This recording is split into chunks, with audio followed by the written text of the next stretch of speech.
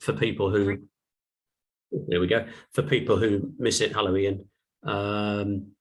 So that people that are in different time zones, because I know there are certainly some radio hams elsewhere in the world on different time zones, or people can't make it this evening. So oh, there's a quick question. QTH. So QTH is what is your position? My position is I am in Essex at the moment in isolation, and I'll talk a little bit about that if I remember the further down the line we go. So we'll potentially start the ball rolling if I can get these. There we go. So there's only 3 pictures of me, I'm pleased to say, the first 2 fairly early on. So my name is Mike Gloystein. I work for the British Antarctic Survey. Now I work as an electronics officer, but when I started 31 years ago, I was started up as radio officer on board the Royal Research Bransfield. And then I did 3 seasons on board her, which was a full season. So pretty much did 8 months, give or take. You sailed from the UK, you did the Antarctic summer, and then you sailed back. And then after three seasons there, I moved to the JCR. We had a rotation where we did 2 years on the JCR, and then we did another long trip on the Bransfield. And then I moved on to, so it was the JCR, and then in 1999 moved to the Shackleton a little bit more as we go on. The only thing worthy of note, and the highlight probably of my career with BAS, was in 2004 I was awarded the Polar Medal by Her Majesty the Queen, which of course is a wonderful thing to have. It was a great day out for myself and my family, and something that will always be remembered. Sadly, we don't get dressed up too often like that these days. I was in Greenwich and had my full uniform on, which was good. But we're much more relaxed on board now on the Bransfield. When you went for an evening dinner, that was how you dressed, minus the cap. So things have moved on slightly. So the Bransfield, she was my first ship. When I joined in 1990, she was, I think, 20 years old at that stage, and sort of was an old ship. She felt like an old ship, but very, very nice. Fairly comfortable in a lumpy sea, which is quite important. And this picture was taken in, I think, 1990 or 91 at Halley on the fast ice. So the ship would tie up to the ice. We would put anchors, just big chunks of wood, sleepers into the ice, drop them in vertically, and they would freeze in place and we'd tie up. Problem is the ice would break out. So here we've got some emperor penguin chicks. One season, rather sadly, the ice will break through a combination of things, but lumpy seas will crack it up. And a lot of the ice went out with the chicks on. And if the chicks are in this position, then they won't survive because they can't swim and they'll drown, and they're just preyed upon, which was very sad. But this year was a good year for the emperor penguins. So I mentioned the Ernest Shackleton. So I worked on her in 99, 2000, and to be perfectly honest, didn't enjoy it. She was affectionately known as the Vomit Comet. There was a very good reason for that. There was a lot of throwing up involved. I felt ill from the second that she left the quayside till she was tied up again. It was just a funny motion. Whereas the James Clark Ross, which you can see on the left-hand side there, she was a very comfortable ship, but she would roll badly. We could get rolls of, I think the record was either 42 or 43 degrees, and that's either side of the vertical.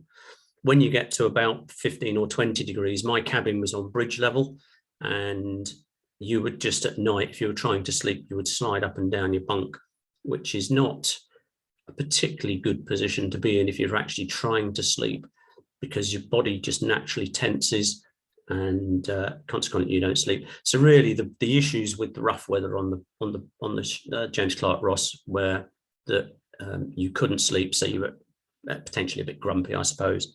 But normally you'd only have 2, 3 days, 4 days of really bad weather like that as a worst case scenario. Whereas now we don't have any of those previous ships. They've all gone. The Ernest Shackleton is now with the Italians. The James Clark Ross was just recently sold to the Ukrainians, and the Bransfield is razor blades. She was actually scrapped. But we do have the RS David Attenborough, and the one thing that immediately springs to mind about her is she is huge. The James Clark Ross was nearly 100 meters in length. This is 129. She's 24 or 26 meters in beam and is just big. From a working perspective, the big difference is, I mean, we're always used to stairs, you're always running up and down stairs, but on the SDA, as we refer to her, you just, the stairs just seem to go on and on and on. And an interesting fact, if you go from the control room, which is where the engineers keep an eye on everything that's happening down below, to the bridge, it's, I think, 101 steps. It's and that's 2 separate staircases, well, 3 staircases, in fact, that you've got to negotiate to go from one to the other. So it is a fairly long hike. And of course, normally you just get down to the control room and then somebody phones and says, oh, you need it on the bridge. So there's a lot of running down. We do have a lift, which goes from decks 3 to deck 7. But obviously, I personally try to avoid that as much as possible, because the exercise is good, because the food is excellent. So this is our current ship. She is, as we speak, all fast alongside at East Cove, Mare Harbour in the Falkland Islands, and myself and the team that I work with will be flying down late Monday night, and I believe, all being well, we should arrive into the Falklands Tuesday afternoon, and then it's literally a short 15-minute bus journey to the ship, and then I'll be back on my new home. Just to give you an idea of the size, I took this picture in the summer, so we've got the James Clark Ross on the left and the Ernest Shackleton on the right, and for all the years I sailed on the James Clark Ross, thought she was a relatively large ship. I mean, in terms of the big ships that run around the world, appreciate she wasn't, but you know, for our purposes, she was a reasonable size ship. But I remember when we came in on the SDA and I saw the JCR there, and the thought just went through my mind how small she looked. And that just goes to show the scale. The SDA is huge. So where do I work? Well, principally in Antarctica. The SDA and the JCR actually worked, or the SDA will, the JCR did work. We also work up in the Arctic. We do work on transit between the UK and the Antarctic. And I once did a trip into the Indian Ocean on the JCR. But primarily our main work area is Antarctica, and I'm going to call it the British segment. Whether that's politically correct or not, I'm not sure, because of course Antarctica is not owned by anybody. But if you look at some maps, it's neatly segmented off as to who thinks owns what. But under the Antarctic Treaty, that none of that actually applies. But this is pretty much what we would deem to be the British area. So we've got up the top, we've got South Georgia, possibly the most stunning place on the planet, and I would recommend if you were going to visit one place down south, go to South Georgia. It just has everything. Bird Island, which from a marine point of view is an absolute nightmare to get to. We park in a thing called Bird Sound, and then we run small boats in, but there's always a swell, and it's, yeah, some days it's dingle, but invariably it can be interesting to get there. Sydney and the South Orkneys. Now I'm going to talk about the South Orkneys a little bit later on from a historical point of view. Sydney is a summer only base, which was actually opened just, I think, the other week. Used to be a full-time base, but is now summer only. And then as we go down the peninsula, we've got Rothera, which is our largest base, which I think probably during the summer, during a normal summer, I'm not sure that we've got a normal summer yet, but during a normal summer, you could have up to 120 people. And a lot of people that go there only stay a short time, and then they go out into the field in aircraft, either via Fossil Bluff or Sky Blue. And then right across to the right, to the east, we've got Halley, which is our most southern base, which at the moment is summer only. It was a permanent base, but then there's the famous crack in the ice. It's sitting on the Brunt Ice Shelf, which is a floating ice shelf, and there is a big crack. The theory is is that, and we don't know, of course, is that it could float out at any time. We don't really want it to float out if it's manned in the middle of the winter, because Halley is a place that is very difficult to get to in the middle of the winter. As a rather possible, I suppose. They've got a runway, but even that would be tricky. Whereas most of the other places, Bird Island, South Georgia, they can be got to at pretty much any time, because it's sea doesn't freeze. Might be lumpy and miserable, but ships do go past. The South Georgia fisheries vessel, the Pharos, is up and down there quite frequently. So that's roughly where we sort of operate. And just to put things into context, right slap bang in the centre of the screen, and for those that are short-sighted, so just here, that is the James Clark Ross. This was on a trip into Rothera quite a few years ago, actually, and it was the season when we didn't get there, when we were hoping to get there, which is sort of before Christmas. And so the JCR, she's 100 metres long. You can see behind her to the left, this is the routes that we took in. There's fairly big ice flows. That's sort of 9/10, bordering on 10/10 pack. If you've got somewhere that ice can go, you'll possibly sort of get through. But following this recce flight with the Twin Otter, we took this picture and ice observations and satellite imagery. And because of the location that we were in, the captain decided that it wasn't going to be on this occasion. So we actually turned around and followed our route out. That is unusual for Rothera, but the Antarctic's one of those places that just because something has happened for a long, long time, it doesn't necessarily mean that it's going to happen every time, and you can never guarantee anything is going to be the same. I will just say I'm not a scientist. I'm not going to get involved in global warming or anything like that. This is just a sort of a generic sort of chat. So we'll move on to a little bit of wildlife, and this is, and I'm going to affectionately call it a seal, because I'm not very good at some seal recognition. A fur seal I can pick out, and an elephant seal I can pick out, but when you get Weddell seals, Ross seals, and the like, I struggle with those. And this is down in the Halley vicinity, and he's just, or he or she has popped out of an ice hole and is just having a sleep. He's perfectly safe there, not worried about any predators at all, which would typically just be a leopard seal in actual fact, or killer whales would be the thing that would have a seal, and can get pretty close. But one of the lovely things about working in the Antarctic is there is a lot of wildlife, generally speaking. In fact, I think far more than up in the Arctic. The Arctic can be sort of disappointing, but down in the Antarctic, there is just so much to see, and you can get very close to it. Now, bass operate a very good policy, which is you don't get close to it and keep away. So if you were to sit down and just mind your own business, what actually tends to happen is the wildlife will come to you. They tend not to have a fear of people, primarily because they see so few of them. So this, on the other hand, is a leopard seal who, out of the water, in fact, when I took this picture, shortly afterwards, an emperor penguin walked past it. Now, normally the two wouldn't be seen anywhere near each other, but out on the ice, they're not really an issue. But get him in the water and he will definitely go for, well, for all penguins, really. I think penguins are a staple part of the diet. A very interesting head, I always think. And when you see them in the water, I mean, they just look vicious.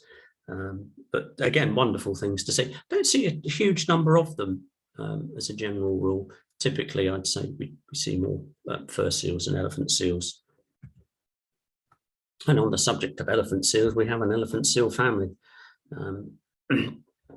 If you have any idea how difficult it is to get a family of elephant seals to pose for you, it takes a lot of bribery. Now, it looks like quite an affectionate picture, all lovey-dovey, but there's very little love involved in this. I would say probably just between the mother, which is the smaller of the two adults, and the pup. The male is primarily only interested in one thing, and that's mating with the female. The males, and you can see he's got battle scars. They're very territorial. They will fight for their harem of the females. And during fights, if a pup gets in the way of a bull elephant seal charging across the beach, the pup will get flattened. A male elephant seal is over 3 tons in weight. My very first trip south, we went to, I think the first place we went to actually was in South Georgia, a place called Husvik, which is an old whaling station. And you're given a talk about it. 30 years ago, it was a slightly different story. Anyway, I went ashore and had a wander around. I was just going to sit down on what I thought was a mossy bank when it farted and burped. And it was actually an elephant seal. And I hadn't realised because I was very green behind the ears at the time. But you soon realise. And to be honest, I'd much rather be in the vicinity of an elephant seal than a fur seal. Elephant seals, yes, they are big, but they tend to sort of leave you alone, whereas a fur seal is a little bit keener to have a sort of nip at your ankles. Looks cute. It is cute in actual fact, and that is a fur seal. And one of the reasons you can tell he's a fur seal is because you can just see his ear. And he's got one on the other side as well, I suspect. But yeah, so fur seals are easily identified because their ears are visible. The fur seal pups actually can be quite fun because they're very adventurous and keen, and they might come and sort of chase you a little bit with a bit of bravado, really, I think. And you just stand your ground and just go boo, and then they run away. But a parent elephant seal, keep clear of. Bird Island, unfortunately, typically when we go to Bird Island, it's right in the middle of the breeding season, and the males are very keen to keep their property, and they're all over the beach. And obviously we're trying to get stuff ashore and they're in the way. And normally you need somebody with, I don't know whether they still use them. They used to think called a bodger, big stick, but the big stick isn't used to harm the seals. You just sort of tickle them under the chin and they sort of back down. So I used to always stand behind somebody else whilst on the beach at Bird Island. For the people that have joined since I started this, I'd just like to say, if you do have any questions, I'm going to open up the audio at the very end. But in addition, if you have any questions as we're going along, please feel free to just use the chat facility on Zoom. I have a window open so I can see that and hopefully keep up with it as we go along. Plenty of bird life. I think, and I have to be careful when I say this, I think this is a light-mantled sooty albatross on a natural nest, and it's hidden in tussock grass. I didn't find this. Somebody told me where to look to find this bird. You could easily walk past and miss it when they're in amongst the tussock. They're very, very difficult to spot. Now, Bird Island, aptly named because it's full of birds. There's a couple of great things about Bird Island. One is it never had a rat infestation, which South Georgia did because of the whaling. Because of the whaling days, all the ships came down. There was a lot of rats. So the bird population on Bird Island has been very good. And the scientists there, one of the things that they do is they monitor the growth of these birds, and that involves weighing them, which can be, or used to be, slightly intrusive. You'd have to lift the bird up to weigh it. However, we've moved on since then, and what we do is we make a dummy nest, which the birds apparently seem to be quite happy to use, and that actually is a weighing scale. And the scientist will just come along and plug in a little device, and it'll tell them exactly how much the bird weighs. Question there from Russell, which is, what are the beaches with the seal smell? They're not too bad. I think the worst smell is actually, well, yeah, they're not brilliant. But if you're near a large penguin colony, that definitely smells. That is pretty potent. I remember being on the JCR. We were probably 2 miles off I think it's called St Andrews Bay on South Georgia, which has a huge king penguin colony on it. And we were there. We were anchored overnight, and the smell was with us overnight. So yeah, if you get a large concentration of animals, it can be quite whiffing. So the other thing they've got at Bird Island, funny enough, I was talking to a guy who's here in quarantine with us, who's actually going into Bird Island. They have a penguin weighbridge, which they've had for quite a number of years, and they're upgrading it. And what happens is the penguins have a little chip inside them in the wing. It doesn't harm the bird in any way. And as it goes across the weighbridge, it identifies the bird. But because penguins don't conveniently go in an orderly fashion and stand and wait, they've had to work out a method of weighing them as they hop across the bridge.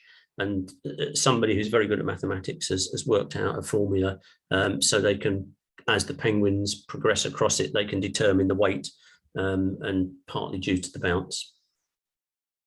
This is probably one of my favourite birds, black-browed albatross. We see a lot of these in the northern sort of part, in what we describe as the banana belt. So around the Falklands, you'll get a lot of these, along with wandering albatrosses, giant petrels, and around South Georgia.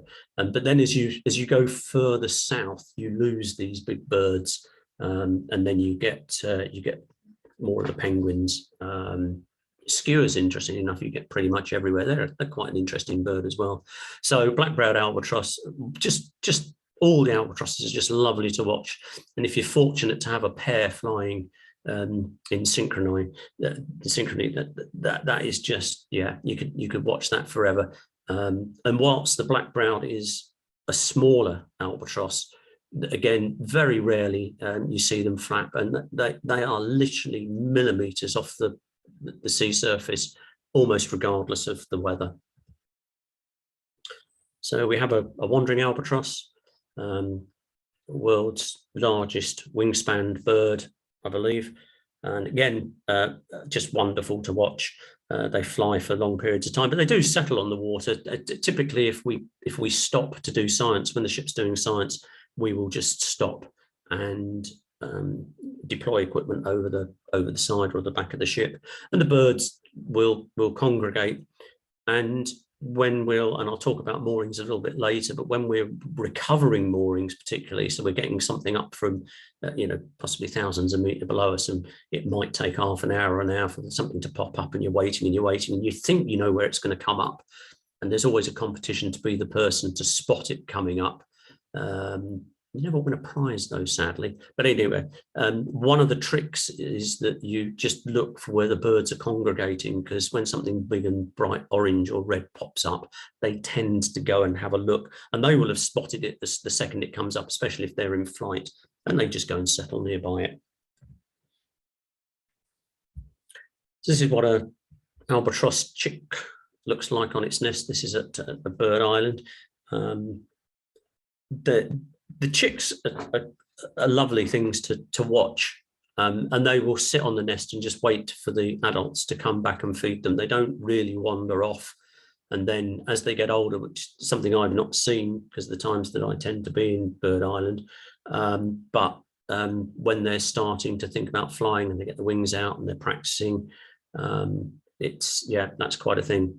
And for those that are lucky enough to see it, it's wonderful. You will find albatrosses in other places other than the Antarctic. The first albatrosses that I ever saw actually was when I was on a cycling holiday in New Zealand before I worked for MAS. And I went to a colony in Dunedin, and it was just lovely to see. I think that's a light mantled rather than the mantled sooty albatross. Again, absolutely stunning birds. Don't really see a huge number of those. Around Bird Island, you'll see a few, but when you're actually out and about in the middle of nowhere, they're less common, I would say. But yeah, just wonderful, wonderful things to watch. And then finally, this next picture I didn't take. All the photos in the slideshow are mine, with the exception of the twin otter picture of the JCR and this picture. This is my favourite bird, without a shadow of doubt. This is a Wilson's storm petrel. Now, this picture was taken by Richard Turner, and if you stay through to the end of the talk, you will see I've put some links there, one of which is to Richard's website. If you've already been on my website, there's a link on the links page which goes to Richard's website. Richard is the purser. He's currently on board at the moment. Okay, thank you, Marilyn. Richard's the purser on board, and he really should be a professional photographer. His photography is stunning. I struggle to get pictures of these because they fly like drunken bats. They're Wilson storm petrel. They're tiny little birds. And you quite often, which hence the name, you see them in the most ferocious of storms, just dancing across the tops of the waves. And how they survive so far from land, I have no idea. And I just love watching them. I have yet to get a good photograph, and maybe this year will be the year. New camera, new lens. We'll just have to wait and see. But that, say, Richard's taken that. On the subject of Richard and his pictures, he does not only wildlife, he covers all sorts of aspects. So I'm going to do a little bit on radio, because I know quite a few of the people that certainly follow me on Twitter have an interest in radio. And we'll start back in the early days. So this is Port Lockroy. Now, Port Lockroy was base A. It's down the Antarctic Peninsula. It started off as base A as Operation Tabor in 1944. It then, I'm not entirely sure, probably the 60s, I think, it was no longer in use and fell into a little bit of disrepair. And then in 95, 96, it was basically taken over, I think, by the Heritage Trust, who brought it back to life. They did a lot of work. It was full of a lot of penguin poo. There are quite a few penguins there. It is probably one of the most visited places in the Antarctic by tourists. A lot of the tourist ships visit Lockroy. It's in a fairly good position. Its claim to fame is it's the most southerly post office in the world. Not actually convinced that's true, because there's a post office at Rotherham, which is further south, and there's a post office at Halley, but technically speaking, a post office that maybe the general public can get to. So it does quite well for philatelic mail. So this is the original, I think, or nearly original sort of radio station. I have no idea what half the equipment is. I do recognise an avometer.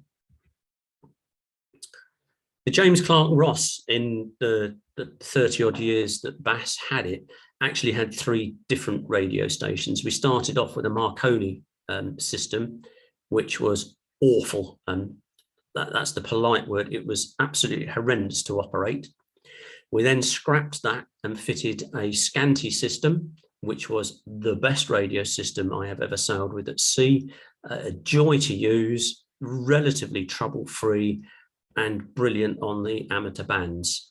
And then we moved away to from actually needing a radio officer per se, and GMDSS came in, and this is a GMDSS station. So the radio is the small little unit here, which is basically a little computery type thing. But for all my playing, this is a Kenwood amateur radio set, 100 watts, an iambic Morse key. So for those that don't know anything about Morse code, one of the paddles, there's 2 paddles there, one will do dots, one will do dashes. If you hold them together, it will do dots and dashes, or dashes and dots, depending on the order in which. And you can, it's just an easier way to send Morse code. In theory, it sends perfect Morse code, but unfortunately, if you've got one of those and you don't leave the correct spacing between letters or words, then it just sends garbage. So it's a skill. It took me a number of years to learn how to use that, and I used to operate with one of those and a straight key connected as well, so I could switch from one to the other, which I did frequently. Telex set, printer. So yeah, this is my old radio room. So again, this is more for the radio hams. Now this is a Scanti. This is exactly what we used to have on the James Clark Ross TRP 8757. Wonderful, wonderful set. VP8 ROT, that's the Rotherham call sign, which no longer exists, I think. I've just been sort of having a little bit of correspondence about that. I'm not sure whether we need to get somebody to purchase a new license, which should be VP0 ROT, but VP8 ROT is no longer valid, according to the licensing people. So I used to wander up to the base and plug all my gear in, i.e. my headphones, my laptop, and I would speak to the world. Probably one of the best places I've ever operated from. Fantastic antenna array, and just a real joy to play radio. And that's one of the reasons why it was so good. We had a rotating log periodic antenna, which you could pretty much point at a country and work that country. So that's very good. It's actually used for flight following at Rotherham. This is where we fly our aircraft from. And when they go out into the field, if you're having a radio sced with the field party, it's definitely far better if you can actually point the antenna in the direction of the field party rather than just having the radio waves going everywhere. The field party operating on 1 or 2 watts of power. It's a very, very low power, whereas the base will be pumping out a lot of power into a big antenna. King Edward Point, South Georgia, not such an easy place to operate from because of where the antenna was located, but the base is lovely. The island is superb. It was a toss up between what I wanted to do, play radio or go for a walk.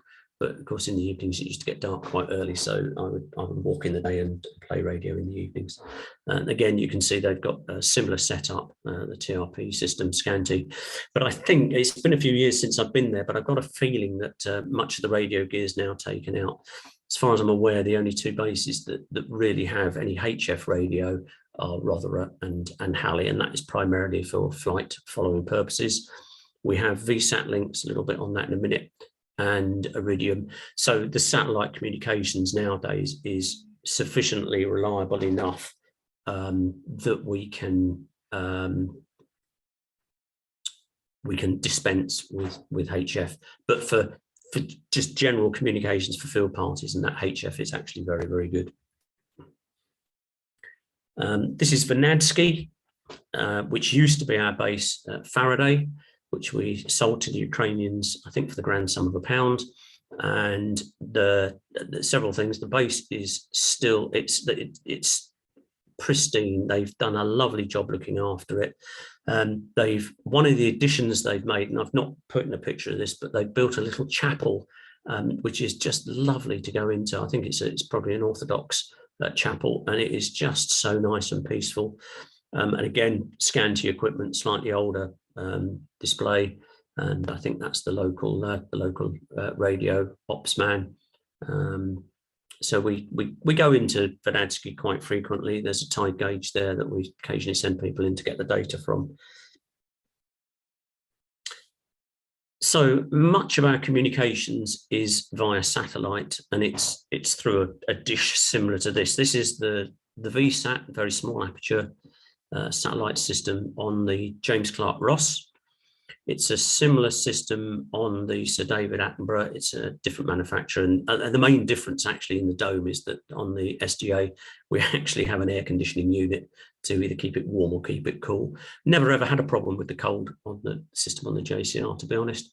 And with this, we can do a fair amount. So what it will provide for the ship is it's a data link. So we have voice over IP telephone systems, email and internet, which is available to all, which is good. But the bandwidth is not great. It's not like being here, for argument's sake.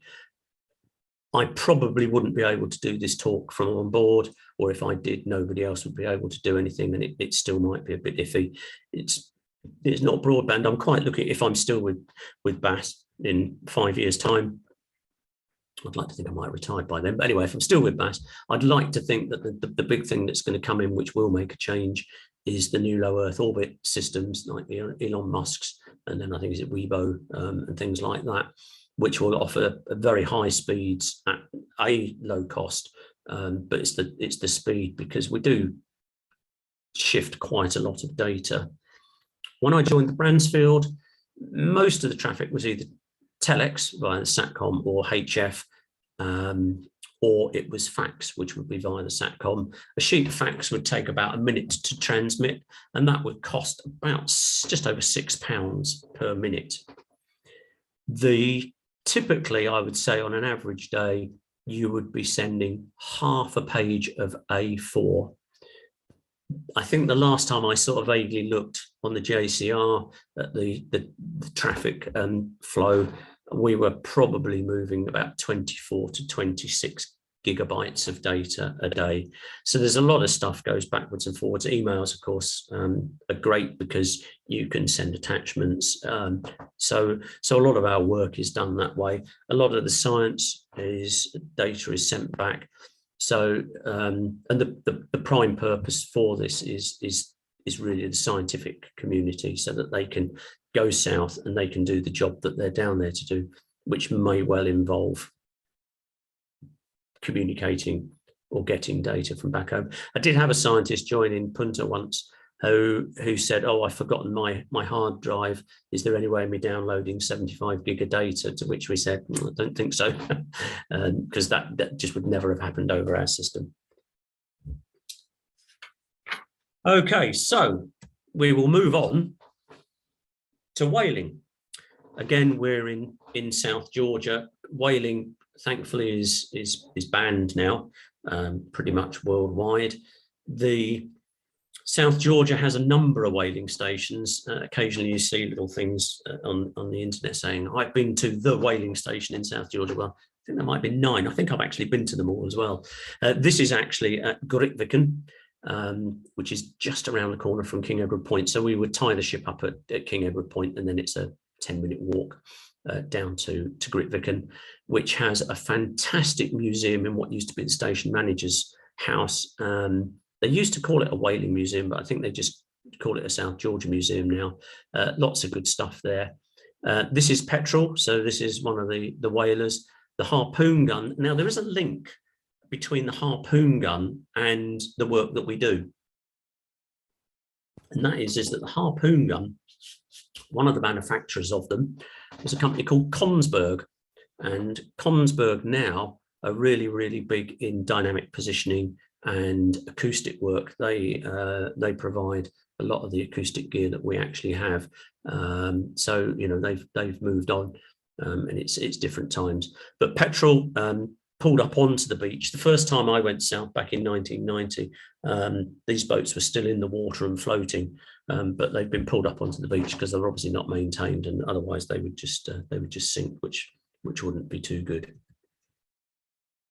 So here's another couple. So these again pulled up, and I think I vaguely recall a story by one of our captains who's now he's been retired quite a few years, that you used to be able to go on and you could actually start the engines on one of these, but that would have been a bit before my time. But it's South Georgia, lovely place, lots of history, some of it good, some of it not so. But that was just to get me into the story of whales. When I first sailed south, I said to the then second mate, I said, "Oh, am I going to see many whales?" Because I was quite excited and didn't, never seen much in that sort of thing. So, "Oh, no, probably not." And we got to Halley, and every day at 10 o'clock in the morning, we had a pod of killer whales used to swim past us. There's never a shortage, generally speaking, of whales. The numbers, there's been scientific studies recently. There's been a very good one. On South Georgia about the actual numbers of whales in South Georgia increasing. And I believe they've seen whales now in Cumberland Bay, which is the location of Grytviken. So that is really, really good. The nearest I got to that was I saw a killer whale sort of as we were going into Cumberland Bay once. Is that the viola? I'm not entirely sure. I tried Googling cheating to work out what the ships wear, but in limited amount of time when I remembered to do that, I couldn't actually determine what the two wear. So I genuinely don't know, and that's interesting that there's funds to return her to Hull. Ooh, that'll be interesting. South Georgia government might sell it back to them. Who knows? Anyway, these are a couple of humpback whales. Humpbacks are very inquisitive, and when we're stopped, it's not uncommon for a humpback to swim around the ship. And can be with us for a long time. I do have a picture of one of our captains, before it was the captain, the mate, I should have put it in, but I haven't, in a Humber with a diving team at the top of the peninsula. And so there's him and the diving team in a Humber, and then there's a humpback whale just sitting there, and then there's the ship. So yeah, very, very keen and very inquisitive. The one whale that I can say I've not seen in the Antarctic is a blue whale. have seen one in the Arctic, but I've never come across one down south. I'm again, whale identification, I'm not brilliant at. These might be southern right whales or sei whales. I don't think they're humps. We did a cruise around the South Orkneys some years ago, which was krill related. Whales eat krill. And pretty much for the week that we were working in this area, every time you walked onto the bridge, if you did not see 10 or 12 or 20 blows, then it was a slack moment. I have never seen for such a long period of time so many whales. I did have a call, I think my first trip south on the Bransfield, the fourth mate phoned me up at just after midnight, and as the radio officer, that's never a good call because you always expect the worst. And all he said was, because they keep things short, Michael, bridge, camera, whales. So I went out and we had over 100, we reckoned, minke whales, which are fairly small whales, just at the bow, ploughing through the water in a bit of a feeding frenzy, which was pretty good. And then on to rude awakenings. The other one I remember was another captain who's retired, and we were down at can't remember the name of the island now, little island somewhere down the peninsula, and it was late at night, again midnight, and there were 3 blasts on the whistle. Now, 3 blasts on the whistle, 3 long blasts on the whistle, typically is a man overboard. So you think the worst, which typically is has the mate fallen in the water. So of course I fall out of my bunk, go rushing through to the bridge. What are we going to do? The captain says, what are you doing? I said, well, we've just done 3 long blasts on the whistle. It's man overboard. No. He said, I'm just trying to get the attention of the people on the island. At Couverville Island it was, because it was the famous Couverville Hut expedition, because they lived in a little wooden garden shed in effect. So I picked up the adjacent VHF radio and VHF channel 16, International Marine Channel, and I said, Couverville Island, this is the Bransfield. Couverville Island immediately replied, Bransfield, this is Couverville Island. At which point I handed the microphone to the captain and went back to bed. So you get lots of little things like that. Captains, there's just nothing but trouble. This is another pair of humpback whales, and if you look in the very bottom left-hand corner, you'll see a bit of the ship. So this gives you an idea of how close they get. I do believe we were down trying to deploy some gear over the back end one year, and they had to hang off for a little while because there was a humpback sort of having a bit of a snooze at the back end. And we couldn't really move because the scientists wanted to be in that position. The other thing that I will say is when you get a large whale, so you're looking at something like a southern right or a sei whale, which are the bigger whales, and if they're relatively close and they blow, you can actually feel it in the air. It is a fantastic thing to witness and to hear and to feel. And quite often there's the famous saying, there she blows. And that's a very appropriate saying. You're more likely to see a whale blowing at a great distance. That will be the first indication that there are whales about. You'll see a blow a long, long way off. I do remember being on the forecastle of the JC. I was doing a job, I think, and head down, wasn't really looking. And I heard a blow and immediately popped my head up, had my camera with me, and there was a minke whale coming our way, which was quite nice. So this is a minke whale. It's not a very good picture, but anyway, fairly close. So I'm sort of looking down on it in relatively nice weather. We do get, I would say, predominantly minkies and humpbacks, and then the bigger whales, possibly less so. Killer whales, yeah, every now and again. It's always nice to see. So the drawback with whales should be banned because they interrupt science. If there's a whale about, people will rush out onto the deck. Actually, because I've got my text up, I'm just trying to think, yeah, in their lab coat, so they might not even be properly dressed for the weather. I can think of one person who'll be out there in his t-shirt because he just doesn't feel the cold, and taking pictures and videos and everything else. And we don't tend to do an announcement over the PA or anything about whales, because the thing with the ship is that there's always somebody sleeping. We're operational 24/7. So it tends to be by word of mouth. There's a couple of places you might phone the lab, the main lab, where you know there's a congregation of people, the mess, things like that, and try and tell people. The drawback with that is that quite often you will phone down, you say, whale, and by the time, and the whale has popped up once and it's never to be seen again. And then all these people go, where's the whale? Where's the whale? And so you've when you're making a whale call, you've got to be fairly confident that it's going to be worthwhile. I like this picture, which I think is a brilliant picture, other than I didn't get the nose in. So this is me on the James Clark Ross, stood at the back of the bridge, looking straight down, probably into about 10 meters of water. It was a beautifully calm, what we would describe as a dingle day. And so this whale is, say, probably 10, 15 meters down. And I just happened to have my camera and I just managed to snap that. And I although it's not perfect, I just love that picture. And it's a favorite one of mine to use. But I did make up for it with that picture, where I managed to, I think, get all of the minke whale in. And as you can see, there's the blow. And if it's a still day like that, if he's 3 or 4 miles away, you'll see that just hanging in the air. If you're really, really, really good at whale identification, you can actually identify, generally speaking, I'm reliably informed by a very good book, you should be able to identify a whale purely by its blow, because different whales blow in different ways and they form different shapes, whether it's a V or whatever. So whale blows are actually quite good. Okay, so I mentioned Vanadski. I'm just going to interrupt the wildlife briefly with a little bit of Vanadski. This, as I say, used to be the British base at Faraday. This is the slipway.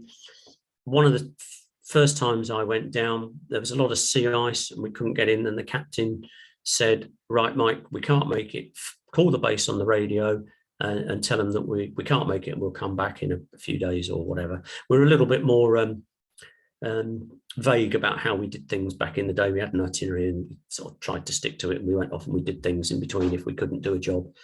So in this particular instance, so I'm literally on the radio calling up, I think it was my friend Gavin actually, to say, sorry, mate, we can't get to you when there's a bit of a bump and we've got a bow on the rock and people are climbing down a ladder over the bow, and we didn't get any gear ashore. We didn't do the base relief at that point, but the important thing was we did get the people ashore. So that actually was quite good. And it's just a bit of adaptability. So Vanadski, which I think is also fairly popular with visiting tourists. The thing about Vanadski is it has, by repute, the best bar in the Antarctic.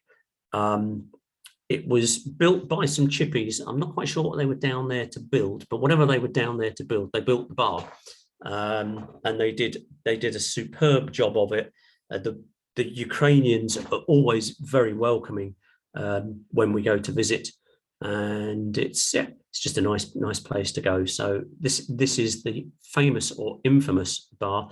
For those of you who are eagle-eyed, you might spot the odd bra lying around, and I don't know when this came in. I don't know whether it was when we were there or the Brits were there or afterwards, but the tradition was that if you were a lady, you were supposed to leave a bra behind the bar. All the people that know this that go normally just take a spare with them because it's an awful lot easier and a lot less hassle. And I don't think it's actually compulsory. So this is the bar at Vanadski. And I suppose, of course, everybody wants to see penguins. So just a few penguin shots for you. These are king penguins at South Georgia on the beach. And actually looking quite nice, I have to say. King penguins are the second largest, emperors are the largest, and then we move down to kings.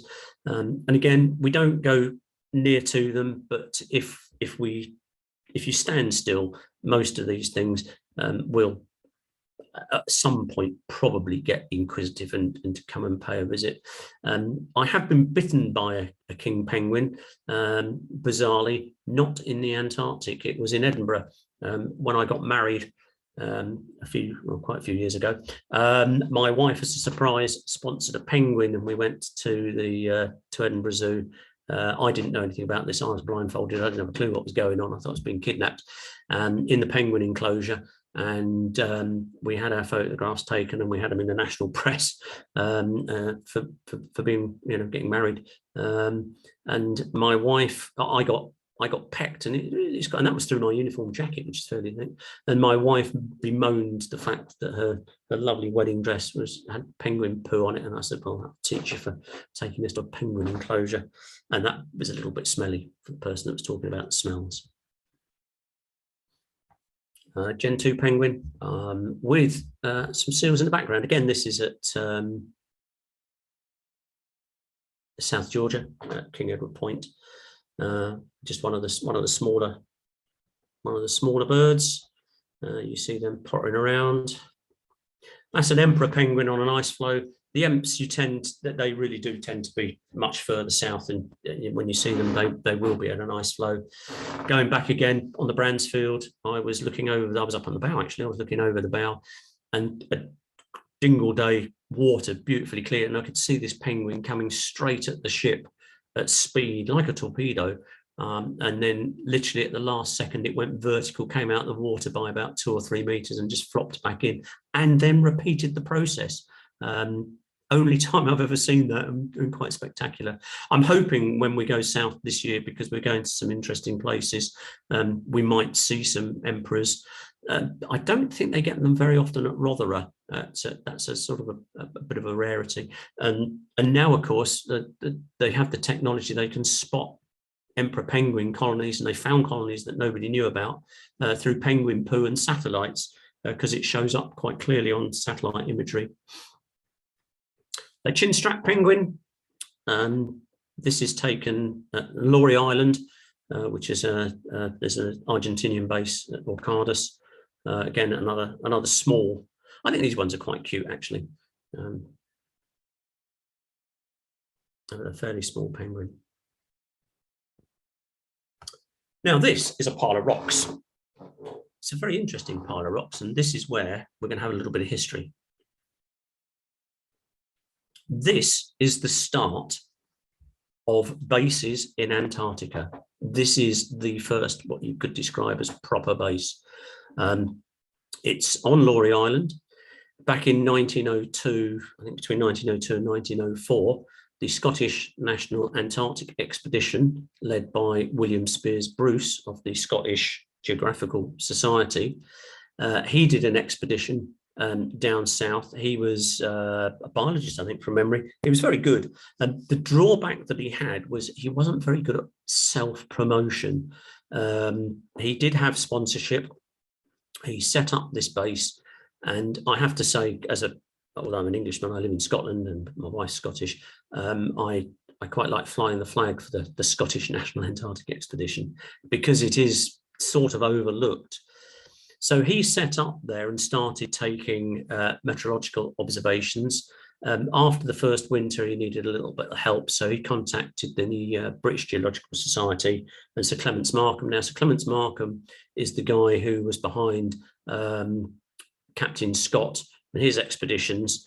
I don't know whether I'm correct in saying this, but he was, I think, more the believer that the only people that could do expeditions was the military and preferably the Navy. So Clements Markham basically said, nah, mate, not going to help you. So Speirs Bruce then went to the Argentinians and said, yeah, do you want to help out? And they said, yes, we will. And the upshot of that is that they've had a base there since. It's called Orcadas. It's a lovely little base. They're very, very welcoming.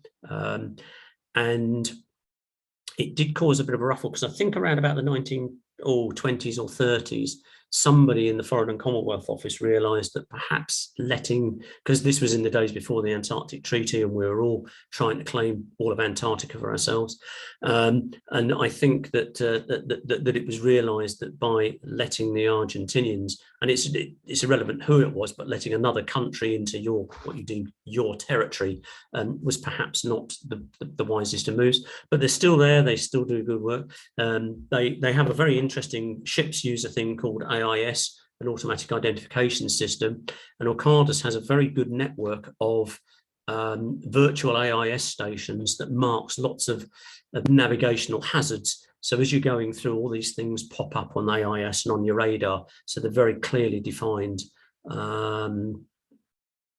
Okay, all right. Somebody, oh, my good friend Gavin tells me that there was a bra collection back in 1990 at Faraday, so that's good to know. So anyway, so the Scottish National Antarctic Expedition, and that's their claim to it. And I was just really pleased to be able to actually visit the island. It took a long time to get there, but I managed to do it, and yeah, it was a good tick. So it would appear that, having gone from a bit of science, we're just going to do some views. Pretty much regardless of conditions, the views are stunning. Even if the weather is atrocious, you know, you've got a huge wave coming at you, it's still pretty spectacular. But if you get dingle days like this, this is down the peninsula, you get stunning reflections and everything. For people that pay a lot of money to go on cruises, and they're not cheap, I mean, if you were thinking about it, if you decided that after this talk you're definitely going to go on one, I would always say get in South Georgia, do that first, and everything else is just an added extra. You will have to go across the Straits Passage, which is reputedly the roughest piece of water in the world. That's always a debatable point, and because there's lots of rough parts of the water. I've been in the North Sea and it's been horrendous. So if you can get past that, but you could, on a 10-day cruise, have 10 days of bad weather. But even if you have 10 days of bad weather, you still will get wonderful things. So these are just general shots that I've taken. So this is an iceberg. I'm going to say it's fairly large. It's probably a couple of kilometres in size. That's in the background. Sea ice or broken up bits of ice, and then icebergs dotting around. It's fairly, I'd describe that as a cluttered view. Largest iceberg I've seen, I think it's probably about 25 miles in length, maybe 1 or 2 miles wide, but the majority of that we didn't actually see. It was on radar back in the early 90s. That was on the Bransfield because it was dark. But with these ice shelves that have been calving recently, we have come across some quite big chunks. So just another view. This is again down the Antarctic Peninsula. If you look very carefully, there's a seal parked here. There's probably another seal parked there as well. This, for us in the ship, is not going to be particularly difficult to navigate through. These aren't, well, that's probably a bergy bit, but these are just ice flows. We will be able to work through those with care, and because there's water in between, when you hit, I use the term gently, when you come into contact with something like that, it's probably going to break up and it will just split off, or it will just move out of the way. So that sort of situation isn't too bad. It's when you're in a really heavy pack, because there's open water to the top left there. When you're in heavy pack, it's a slightly different kettle of fish. And if you've got huge fast flows, then you're pretty much snookered. You can get a situation where you get pressure ridges on the ice and you can bang and bash at it for a long period of time, and you're just not going to get through. We don't tend to get stuck. We prefer to refer to the term as get stopped. I think the longest I've been stopped going down to Halley has been maybe 10 days, and that's when you get the jigsaw puzzle. And the message that, yeah, Steve, yes, there were women in I think the first, well, I don't know about there. I think the first bass overwintering women were a couple of Dutch girls in Sydney. I can't remember when that was. That was sort of mid-90s, 93, 94, 95, but I'm not entirely sure. But I do know that when because Sydney used to be our diving base, And when they found out that everybody wore wetsuits, they said, we're not doing that. And they took dry suits with them because they didn't want to get cold. So just another, I mean, stunning views. And this is what I'm looking forward to. It's been a few years since I've been south because I've been involved with the build of the stay with Attenborough. And I have to say, I have missed this. So this is a bad day. This is, I think, from memory serves me correctly, the Mare Channel, that vicinity. It's misty and it's not particularly nice, but it's still beautiful. There's a calmness to it, especially on still days. You just go outside and it is, yeah, breathtaking and wonderful. Now, this talk, I've sort of titled Mike's Twitter talk because Twitter, I find, is a very easy way to get brief information out, but certainly good pictures fairly quickly. One of my most looked at images, which was similar to this, I don't think it was this image, but the reason that it was so liked on Twitter was because of the cloud. It had absolutely nothing to do with everything else. Everybody was really keen on lenticular clouds forming. This was actually, this is down the bottom end of the peninsula. We were doing some work in a bay and we were in this bay for 5 days. And for 5 days, that is what the weather was like 24/7. It was just brilliant. Couldn't have asked for more. So this picture, I can't remember where it is or when it is, but I do know it's at the end of the season because there's a little bit of sea ice forming there. There's a fairly large berg, and then there's some previous years sea ice in front. So water starts to freeze, seawater starts to freeze. Is it minus 1.8 or 2 point something? But it has to be pretty chilly for it to freeze. And this is it just starting to freeze. And obviously the extent of the ice around the Antarctic increases dramatically during the winter months. So this is the James Clark Ross working through some sea ice, some pack. We're not having too many problems here. We're just chugging along quite merrily at a couple of knots probably. If we do get a pressure ridge or something, then we'll have to stop and back up. But in this situation, I don't think that's likely. If you look over to where the mouse is here, this is a berg, and if you look, it's got this lovely curved surface as opposed to the what we call the tabular berg in the background. And the reason for that, is because what happens is that when you have an iceberg, the majority of it, something like 8/10 of it, is below the surface. So there's a little bit above, and there's a huge amount. And the bit below, as that melts or wears away, it changes the stability of the iceberg. And what will actually happen eventually is the iceberg will roll over, and you'll get the smooth underneath. And it will just continue to do that, which is a very good reason. I think if you go on YouTube and you're brave enough to look, you will find pictures of people climbing on icebergs, not particularly large ones, probably that sort of size, climbing on bergs, and then getting a bit of a shock when the thing starts to, they start to rock. I've only ever seen it once or twice. They start to rock and then they roll over. It didn't collide. The huge chunk didn't collide. Sorry, somebody's asked what happened to the berg that broke off, the ice shelf that broke off and headed towards South Georgia. What actually happens is as it gets close to the land, it will ground because obviously it's got a lot of depth to it, and it breaks up. In fact, from our perspective, if you get a really large tabular berg, it's all the dross that's hanging off the back of it. You'd be foolish to hit a large berg because it's large. And you can see it. And of course, nowadays we've got radar. Although it has to be said, an iceberg is ice. It's frozen water, and a reflection from an iceberg on a radar isn't guaranteed. And sometimes people have said to me, "Oh, the radar's not working. It's not picking up that iceberg." And you go, "Well, it's an iceberg. It's picking up lots of other things." I think the radar probably is working. And then as soon as you get land or a metallic object, it all comes back. So that's bergs rolling over. So there's a bit of a tabular berg, and again, so the same picture.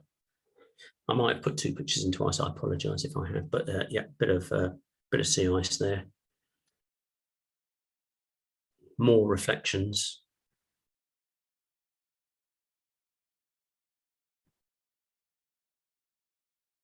So how long will I be down there this time? So I'm flying on Monday, join the ship on Tuesday, fingers crossed, and we're due to come back to the UK. I'll be flying back to the UK because the ship's still got more work to do. Early April is how long I'm going to be down. So thank you, Dave. Oh, that's my brother. Oh, hello, Dave. So yes, we'll be down there for 4 months. I haven't actually looked ahead at the itinerary when exactly she's coming back. If you go to my webpage, if you follow the link at the end, there is a link to the itinerary, and that gives you a rough idea of what's happening and when. So just some more views. If you look at the iceberg in the background, you see you get these little hollow bits. We used to quite often, we used to quite often joke to people that hadn't been south before that they're whale caves. That's where the whales go to have their young. Sometimes they believe it and sometimes they don't. It's entertainment value for those of us that have been around for a while.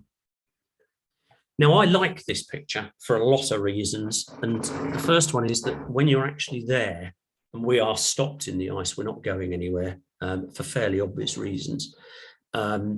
There is a berg. The berg is stuck in the ice. It's beset, much like the ship. And there probably, I don't know off the top of my head, but typically there could be, well, there will be several thousand meters of water below, and it just looks like a landscape. You could walk across that. That ice is probably a good meter, if not more thick. Obviously, if you were planning on doing that, you would send somebody to go out and check it, because yeah, you don't want to take any risks. We did have a medical situation. This is a long time ago. Where we actually had to have stuff dropped off because we were stopped in the ice and we needed some stuff. So the planes came out and they just dropped off some supplies. So we went out and picked them up. And then we did a heli relief quite a few years ago, which was on fast ice. Now, fast ice is sea ice that's attached to an ice shelf. So it's slightly different. They made a runway on that, and we did the whole relief via aircraft landing on the ice, being very carefully monitored, but it is, yeah, it's fairly stable, so there are no great problems there. I like this picture. I can't actually remember, down the peninsula, I don't think that was South Georgia, but it's just, you get these like cubes, and all that is because this is a glacier, as it moves forward, it expands, and of course it causes it to break. And it's sites like that you don't see every day.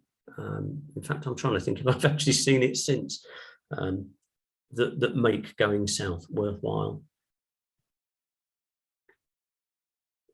So I was talking about ice and how it forms. So when it starts to form, you sort of get you get frazzle ice, and then you get raft ice, and it builds up pancake ice. And this is just the start of it, slowly building up, and it pushes on top of each other. And that personally, my view is, you start seeing things like it's time to go home, leave the wintering team, and then it gets bigger. This is raft ice. You can see it's sort of in layers. And then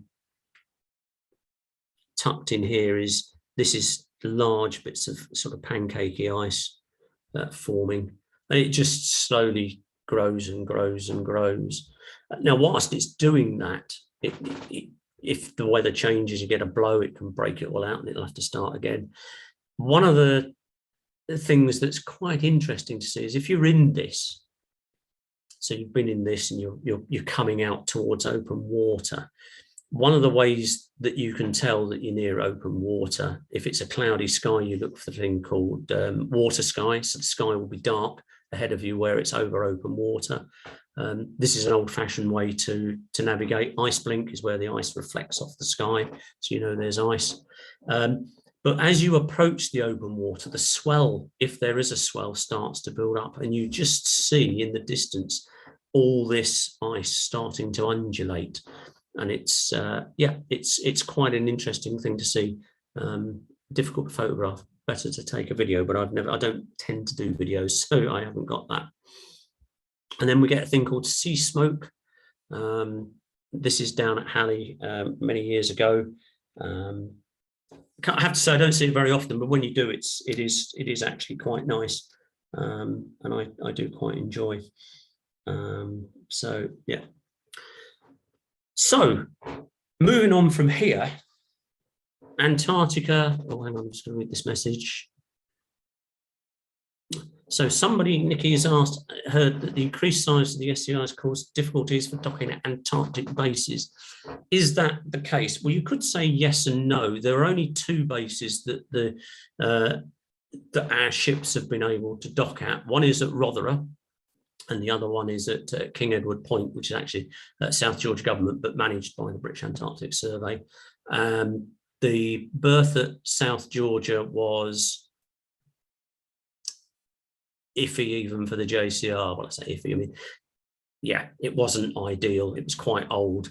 The one at Rothera, the JCR perfect for, but wasn't quite large enough for the SDA. The SDA is about 30 meters, 29, 30 meters longer, and it does make a difference. So that jetty has been extended.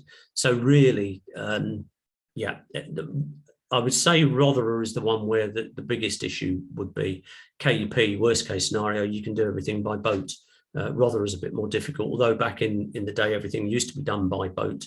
We used to use a scow, which was just an empty shell of a boat, and used to put the cargo in, and that get towed in, and everything would get all done by hand in those days. So yes, there has been some infrastructure, but that was included in the whole package for the SDA. And the SDA has now been to Rothera, and I believe was very successful, and I'm hoping to be there in a couple of months' time. So, sorry, going back, one thing that people don't very often mention is death. I'm pleased to say we try to avoid it, and we've been very good for a long while now. But back in the day, death in the Antarctic was actually, I would say, probably quite common back in the days of whaling. Conditions were very poor. And you find in all sorts of places, typically near to whaling stations, in actual fact, you do find graveyards. Now, I think it was the centenary of the death of Ernest Shackleton was 2 days ago. And for those of you that are on social media will have seen pictures of his gravestone and the grave. And it's the graveyard in South Georgia at Grytviken is a lovely graveyard. I'm going to say it's maintained, it's looked after. There are other graveyards on other whaling stations that might have a bit of a fence around, but quite often you just get something like this. And I do sometimes think it's an interesting place to be laid to rest. You literally are in the middle of nowhere, and potentially there are some of these graves that people might not visit for years and years indeed. And there's somebody making a comment, yeah, BAM were down, and they're still down, I think, doing some building work at Rothera. So I occasionally take pictures of graves. This is on Deception Island. Now, Deception Island is an active volcano. There are little warm spots, and Bass used to have a base there, but because it's active, they actually closed the base quite a few years ago. There have been some interesting things happened at Deception. In actual fact, I think there was a guy had his appendix removed, possibly. That was at Deception. It might have been the doctor had to do it himself. So there is still at least one, maybe 2 small little bases there, and people do go there from time to time. Cruise ships go there quite a lot, because what you can do is you can send people ashore. There's a little bit of wildlife, there's a lot of history. If you're on the shoreline and you dig a bit of a pit that fills with water, you can get your bathing costume on and you can sit in it, and it's nice and warm because it is still an active volcano.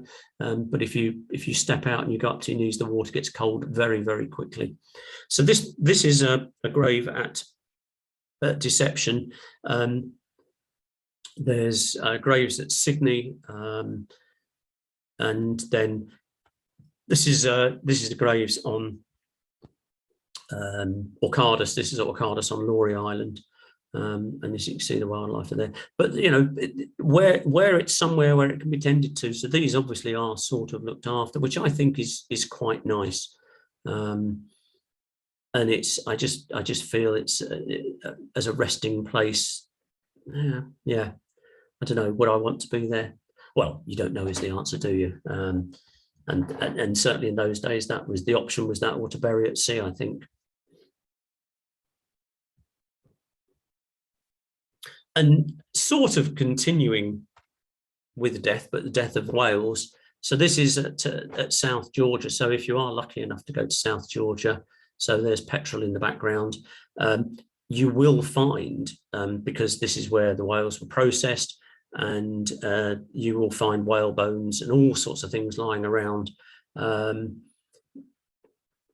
Back in the day before we had the base there, and it was a bit of a sort of Wild West, people would take souvenirs and things. That's not now allowed by the South Georgia government. It's very well managed. Harpoon heads. I remember going into a building and there were just cardboard boxes, flat pack cardboard boxes with Husvik whale meat written on the side. And certainly when I went south in 1990, many of the buildings were in I'm going to say relatively good condition, maybe broken windows, and literally looked like people had walked out just a couple of days before, because when they left the whaling stations, they had caretakers in for a period of time because they genuinely thought they would be coming back. But then, of course, the whole political scenario changed, and then there was the International Whaling Commission, and it became banned. Just a random picture of two Antarctic petrels doing a bit of feeding. There is just so much wildlife. You go to South Georgia, you've got the South Georgia pipit, you've got the teals. There's a whole range. The one thing you don't get now, because they successfully eradicated them, is the rats.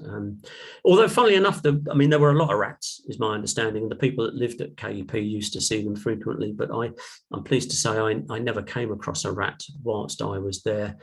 And BAS, at all their bases, operate a very strict environmental protocol. So when we take stuff in, it's checked very carefully for invasive species, whether that be a spider or any insects really that you can pick up. So it's all monitored very carefully. At KEP, actually, they have a special room where everything is gone through with a fine-tooth comb. When we loaded in where did we load? Harwich, all the cargo before it was brought on board was checked with sniffer dogs for rats, for rodents, just to do our utmost to make sure that everything remains as it is. And of course, the thing we're now, which is why I'm where I am today with all my colleagues in isolation, is the other thing that we don't want to take down south is coronavirus, and we take that very seriously. COMNAT, which is the sort of overseeing governing body for Antarctic programs, have a sort of a policy, which is this: everybody has to have had 2 weeks isolation before going into the Antarctic. And this is the way we do it. Different organisations do it differently, and for us it has worked so far. I think the Belgians recently, they had an outbreak on their base, which was a shame, the Chileans last year.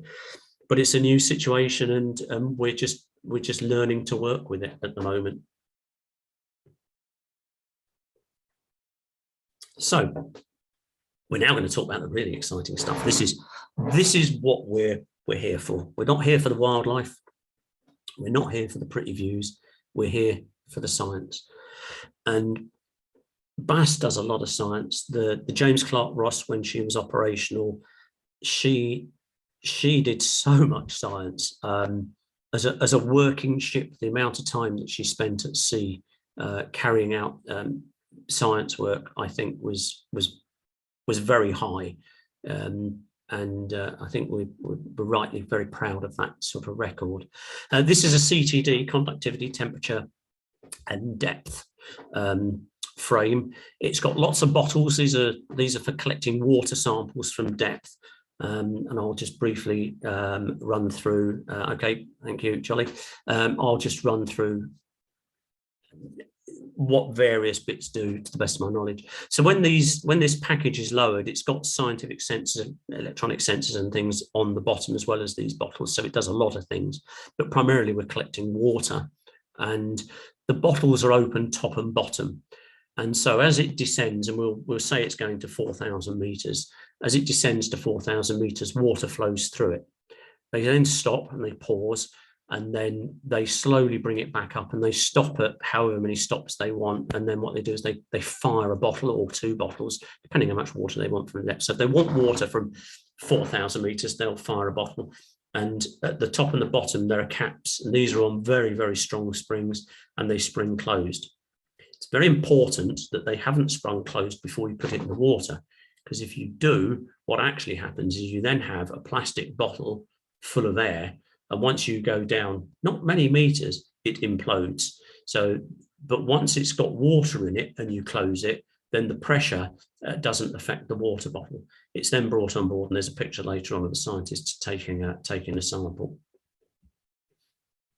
But science takes very many forms. And another thing that we do is we deploy moorings.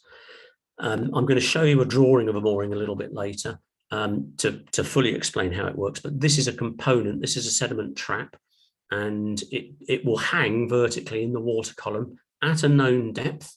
It's secured to the seabed by weights.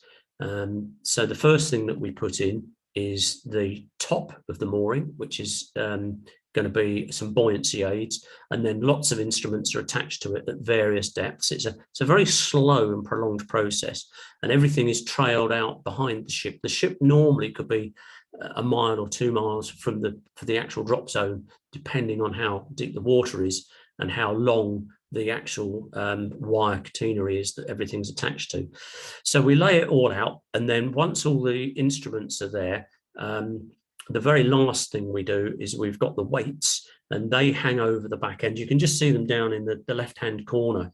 There's some old railway wheels, and what we do is that hangs over the side, and there's a pin that we pull, just a simple wooden pin holding a knot. And then that drops in the water. And it's quite fascinating to watch this, because as soon as it does that, obviously it starts to sink like a stone, or railway wheels. And if you watch the weight that's now potentially 1,000 meters, 1,500 meters behind you, and you watch it carefully, as everything gets pulled down, that is still laying out behind you. And it will start rushing towards you. It will never hit you, because once you let go, you put a little bit, not a lot, a little bit of power on, and you just move forward slightly, because it can't then come any closer to you because the weight's dropping vertically. And that can be quite fascinating to watch as it all rushes towards you. So this is a sediment trap. There's lots of bottles, and what happens is over the period of time that this thing's down, there's an electric motor on there, there's a timer, and perhaps once a month it'll rotate and it'll collect sediment for each month of the year. I'll explain a little bit later about how we retrieve. Oh, there we go, perfectly, a drawing. So this is the bottom, and it's going to be in 4,560 meters of water, which means it's quite deep. The highest point is going to be 4,023 meters. So the amount of wire that we need is going to be the difference between that, which is going to be, in my books, 537 meters. It's all notated here, all the different lengths. So we deploy that, and then we add more buoyancy. Then there's various instruments as we come down, more instruments, more buoyancy. You can't have enough buoyancy. And then once it sinks to the seabed, it will hang vertically or near vertically in the water. At that depth, I suspect it's going to hang vertically because there's no current. We have deployed them in shallow waters. Around South Georgia is a good example. And it has been known for them to have been trawled and brought to the surface by fishing vessels. We do try to advise fishing vessels where these things are, but it does happen. And normally if that happens, once it pops up, it sends a signal via satellite. But when it does pop up, typically all you will see is the top end of it on the sea surface, and everything sort of dangles a little bit below. And then depending, so here, there's 500 odd meters of wire. When you bring it in, you don't just haul it all in, you bring it in and you disconnect each instrument piece by piece. So deploying and retrieval is quite a time-consuming process.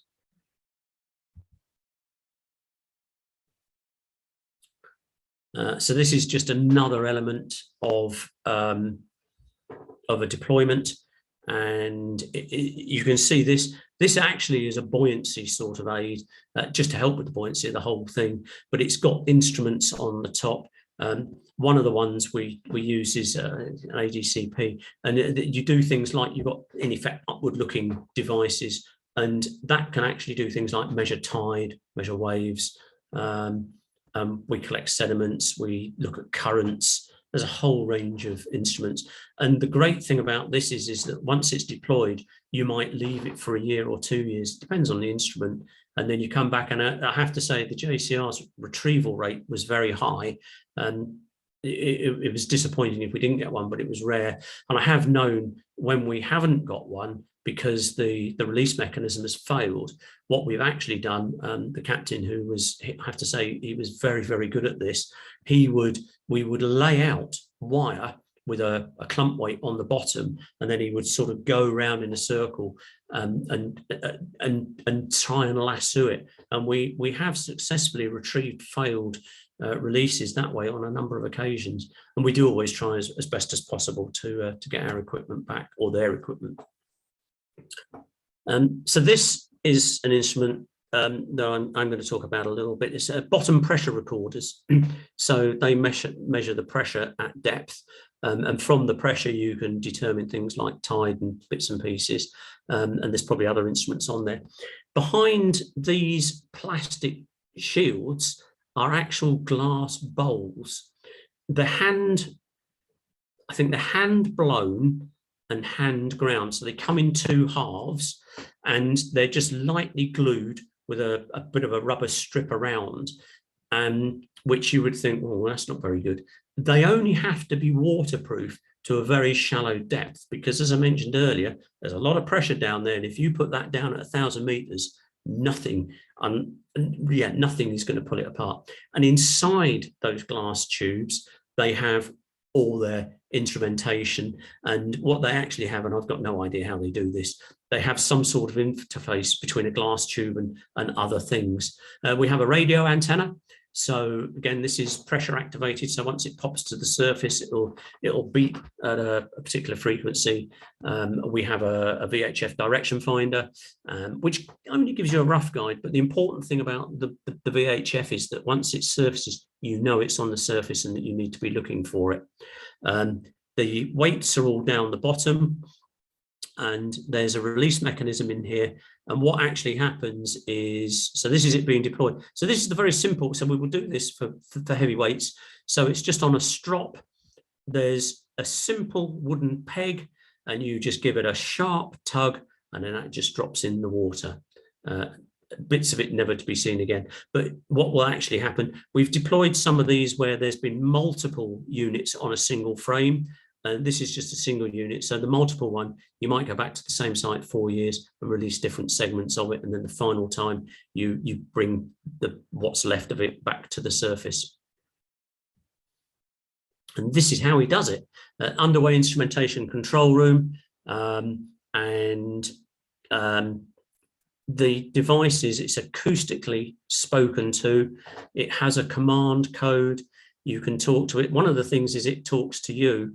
And we do a range and bearing on it, on the pings, and from that we can precisely locate where it's landed, because when you throw something in the water, it doesn't necessarily drop straight down. And in fact, I've been having a few conversations just the last couple of days, because there's an expedition about to start to go and try and find the Endurance, which I think is interesting because I think it's in about, they reckon, 3 kilometers of water. The ship was in pretty bad shape when it actually sank. It wasn't far short of matchsticks. Swath bathymetry, I was actually speaking to my swath bathymetry expert today about that, and he was saying, yeah, swath bathymetry at 3 kilometers of depth might not really pick a great deal out. They really need to use some sort of sub with cameras to try and find it. But when something sinks, so like the Endurance, even if they had a good fix using Starsight, which is what they had, if they didn't take the fix relatively close to when it sank, then the ice flow that it was sitting on was most likely moving. So that position is going to be incorrect. And then as it sinks, there are currents and all sorts of things that can move it in any direction. So I think finding the Endurance really is a needle in a haystack situation, but wish them well, and it'll be very interesting to see how they get on. So this gentleman here, he just communicates with it, and then once they're happy that they found it and it seems to be talking, then they send a release command. And we used to use an explosive release, but the word explosive doesn't sit well, and so it's now a fuse wire, and it burns with electric current and breaks, and then the buoyancy will just pull everything apart, and it all floats to the surface. One of my most favorite pictures of science is a scientist as happy as a pig in the proverbial. This scientist, lovely chap, or both of them, they are really happy. We've been doing some coring, and this is a mud sample. I've no idea from what depth, because I really can't remember. We're in the wet lab, but he is, this is his work. He will, or they will, when you do a science program, they don't just turn up and go, let's go here, let's go there. The planning of a science program, it takes years and years of work. They've got to get the funding, they've got to get the equipment, they've got to get the people, and you don't really want things to go wrong. We've had situations where we've had to break off from science cruises, and then you go back and it breaks, so we try to avoid that as much as possible. Because, and there's a lot of money involved. Science cruises do cost money. You've got a lot of people involved and a lot of kit involved. So this is science in action. Happy scientist, nice jacket. An even happier scientist. So this is a water sample, and water sampling. So this cassette has come up, and I think this cassette has probably got, it looks like 24 water bottles. They're conveniently numbered. There is a strict regime as to who gets what water first. Okay, and one of the reasons for that is that when it comes back on board, some of the things that people are looking for might degrade quite quickly. So they want to get their sample very quickly, and then they do whatever their magic is, which will stabilize the sample. So then they've got the option. They can either freeze it and take it back, or they can do onboard sampling. It amazes me still. I mean, I've been with BAS for 31 years. There's been people who have been there longer. One of the many things that we do, and is a staple part of our work, is checking the salinity of the water. And I always jokingly say, look, surely you know how salty the water is now, but apparently not. And they do all this, as I say, at different depths.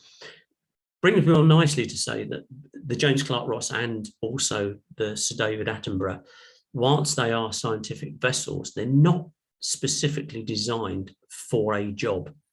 CTDs is probably one thing that we are permanently equipped for. A swath bathymetry is the other. There's very few things that we have on board that I would say we have permanently. And there's a reason for that. And that is because the science work changes every science cruise. The science cruise is 7 or 8 weeks typically. But more importantly, the way science is carried out changes. So a piece of equipment that was used when it was last done maybe 3 years ago might have been upgraded or changed. So if we fitted the ship with science gear to do particular things, it would become outdated quite quickly. We haven't got the room to store it. So the scientists bring their equipment and then set it up on board. And we'll see that as we go along. So we're just a science platform. We interface their gear We feed them, if they're well behaved. We give them internet access, computing power, and everything else. All the things that they need: hot water, cold water. They might want hydraulic power. They might want AC power. They might want DC power. Whatever they want, we will do our utmost to provide so that they can get the results they want. For the younger generation, you're going to have to get Google out. For the older generation, I'm just going to say Heath Robinson. And I do not mean that in any bad way. Science to me does look very Heath Robinson. There's tubes and you just think, how do you make sense of that? But somebody has sat down and has designed it and has built it that way. The boards that you see, and this is applicable to Sir David Attenborough as well, these are boards which are bolted to the desktops. And the reason for that is these are sacrificial boards, because when they come, whether it's with their laptop, so this laptop is held in place by this wooden batten, and that wooden batten is screwed into that wooden worktop. So the wooden worktops, after 5 years or 10 years, looks like they've got a bad dose of woodworm. We try to reuse the holes, but if necessary, if it gets damaged, you can replace this sacrificial board, but you still have all your workbenches and they're unaffected. The way it's battened down is through struts, and we can't see it. There is a picture, I think later on we might see them. And in this case, because this can't be screwed into place and it's held into place by bungee cord or by string, but we use a similar thing. So these are secured again, either to the board or to the framework, because when the ship starts to roll, you do not want anything to move. The labs, fortunately, in the main, are down on what we call the upper deck, so they're quite low down. And as you get higher up, things obviously move a lot further. Now, I haven't yet heard any bad reports about the Sir David Attenborough and rough weather and bad motion. The Shackleton, awful. The JCR, entertaining. The Bransfield, cute. I think the SDA is a very stable platform, primarily because of the size. She's broader and she's, pardon me, she is longer. And I'm keeping my fingers crossed that that's not going to come back to bite me. So more cases of science on the go. Again, so somebody's bought their kit in a box, and that's just strapped into place. The microscope held into place with wooden battens again, which are screwed in, wiring dangling about all over the place. So yeah, so this is the lab. This is the main lab, and this is worth remembering that this is the main lab, because I have a picture of the main lab on the SDA coming up, and the main lab on the SDA is huge. The one thing that I will say about the SDA is the lab spaces look fantastic, but not being a scientist, I've got no idea whether they're any good. I'm assuming that they are. They've been well thought out, I think, and adaptable, and I'd like to think that they'll get a lot of good use. So some of the other work that we do is trawling. So this is a trawl net. This literally gets dragged across the seabed. We trawl for various things. We might just be trawling for rocks. And it's when you're trawling for rocks that you get things like dents. There was a piece of equipment that we were towing, and we came back and it had a metal fin on it. And there were bite marks on it, and we think it might have been a shark had had a go at it. But we will never know. The gear that we're now using on the Sir David Attenborough, so equipment like this, it's going to be possible to fit with sensors. So it will be possible to monitor better. I think there might even be an option of putting cameras on them. So just, we're just moving forward into modern times and the way we interface things and do things. So this is just a trawl. All the people that are on deck, so you see they're all got a harness, just a very simple harness, but that will not allow them to step, that they will not be able to go over the side. It's not, if they go over the side, it'll stop them from falling in the water. That will actually stop them from getting, they can get to the edge, but that's it. They won't be able to go any further because we don't like people getting wet and it's cold. And then you've got to rescue them, and it's just, gets in the way of the science, you see. So this instrument is, to date, my favorite piece of scientific instruments. Just bear with me, I need a drink.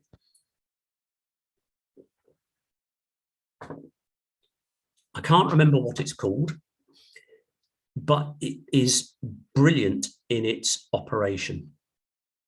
It's currently on the deck and it's in its stowed position. But what happens is, so this is in effect a float. It's a bit like thank you, Sophie. That is a wave glider. So there we go. So what this is, solar panels, this bit floats on the surface. And then this section, it's a bit tricky to deploy and it's a bit tricky to recover, but it's worth it. This section at the bottom is a series of paddles. And from memory, they hang about 6 meters or so below the bit that's floating on the surface. So when you're in a bit of a sea, so flat calm, maybe not, but any sort of swell, and the glider will, the top bit will do this. It will go up and down, which transfers to the paddles and gives it power. This has an Iridium satellite system on board. It's got an AIS system on board. So when they deploy it, they can drive it and they can steer it and they can see if there's any other shipping around that they want to try and avoid. And it can go to sea for months on end. Remote sensing is big business now. I'm pleased to say remote sensing isn't going to put me or my colleagues on board the ship out of business, because you're still going to need us to get the things in the water. But the stuff that they're coming up with, Boaty McBoatface, of course, is what the general public wanted to call the Sir David Attenborough, which didn't happen. But in recognition of the general public, we named another type of glider, Boaty McBoatface. And I think she might be on board at the moment, actually. But so there's a lot of different types of remote sensing. And I just think it's fantastic. In the background, this is another sort of glider. I'm not really up on my gliders. I think that might be something they program. It's sort of less controllable.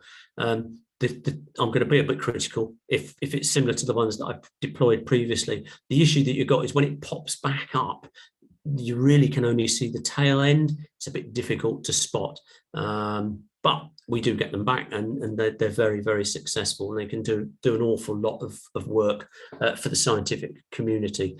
Another thing that's coming in now, albeit they're using it more for not so much in the Antarctic world, is wind-powered vessels. We did actually come across a wind-powered acoustic device up in the Arctic that was mapping the seabed, and that was just solar panels and a sail, a big sign saying, this is our website, don't touch us or steal us. And it just bimbled around. And I think somebody successfully now sailed one of those across the Atlantic from the States across to Europe. So remote sensing is the way forward. Sort of remote sensing, but in a slightly different matter. These devices, again, they've got various sensors. They've got some weather sensing equipment. I think this is looking at ice. We were putting these on ice flows, and it was to chart the drift of ice flows. This was quite a few years ago, and that's a boat going into probably Rotherham, at a guess. I think it looks like it's called Erebus. So there's a whole array of things that we do, but remote sensing now. Electronics means things are much smaller. We have for many years been putting tiny little tags onto the birds, the albatrosses, and successfully tracking where they've been going and what they've been doing. And it's opening up a whole new world. And that actually then follows on to other birds, which whether in the Northern Hemisphere, whether it's the golden eagles up in Scotland that they've been tracking. If you watch Spring Watch and the like, they quite often talk about that. The technology now actually allows us to do that. More happy scientists. I have a feeling, and I might be wrong, this chap, Australian, can't remember his name, but such is life. I have a feeling he's on the Nuana, which is the new Australian Antarctic vessel. It's quite interesting because we both built brand new ships pretty much at the same time. They're both doing their first season south, and we both claim that they're the most advanced Antarctic research ship in the world. So not quite sure if we're going to have an argument over that one, but they're very similar in capability and what they can do. So yeah, I've got no idea what they're doing here, but again, they're very, very happy. Scientists that work with mud, I'm not sure if they're actually working with mud or with stones there, but scientists that work in mud, they come in and they're generally speaking filthy, absolutely from head to toe covered in the stuff. One of the other things that we do, and in fact talking to the guys that operate the equipment, we had a system called SUX, which was shallow underwater camera system. This is I think a Sea Star. I'm prepared to be corrected on that one because I'm not a scientist, if I claim to be. But the SUX system, it was very simple in design. It was a frame with a camera and a light, and it was because it was shallow, it was I think down to 500 meters. I think we've got a newer system that will go to much greater depths. So what we would do is we would lower this down to the seabed. We would pause, and they would have live video feed, and then they'd take pictures. But the really clever thing was, because of the way they mounted the camera, and they knew the dimensions of the frame of the picture, they could accurately measure what they were seeing. This would all be done post-processing. And then literally what we would do is we would lift that maybe 5 or 10 meters. I don't even know if it was that. They would just lift it off the seabed. They would call up to the bridge, and they would say to whoever was driving the ship, okay, move. And then they would say 2 meters or 5 meters. The ship, because we've got dynamic positioning, which uses the thrusters, the propeller, the rudders, typically the thrusters for small moves, we literally can move the ship meter by meter. We can hold position very well. So we would hop this across the seabed, and just they would take pictures of what's in, and absolutely fascinating what you can find down there. The seabed in the Antarctic is actually also quite colourful. A colleague of mine, Hugh Griffiths, if you follow my Twitter feed and you find Hugh Griffiths' Twitter feed, I quite often retweet his stuff. Apart from he's an excellent artist, but he looks at beasties in the seabed, and he's got some fantastic stuff. So this is one of our acoustic arrays. This is on the James Clark Ross. We actually have a similar thing on the Sir David Attenborough. This is the Topaz, I think, and swath bathymetry and Topaz. This is so we can map the seabed. Swath bathymetry is a swath because you take a swath of area.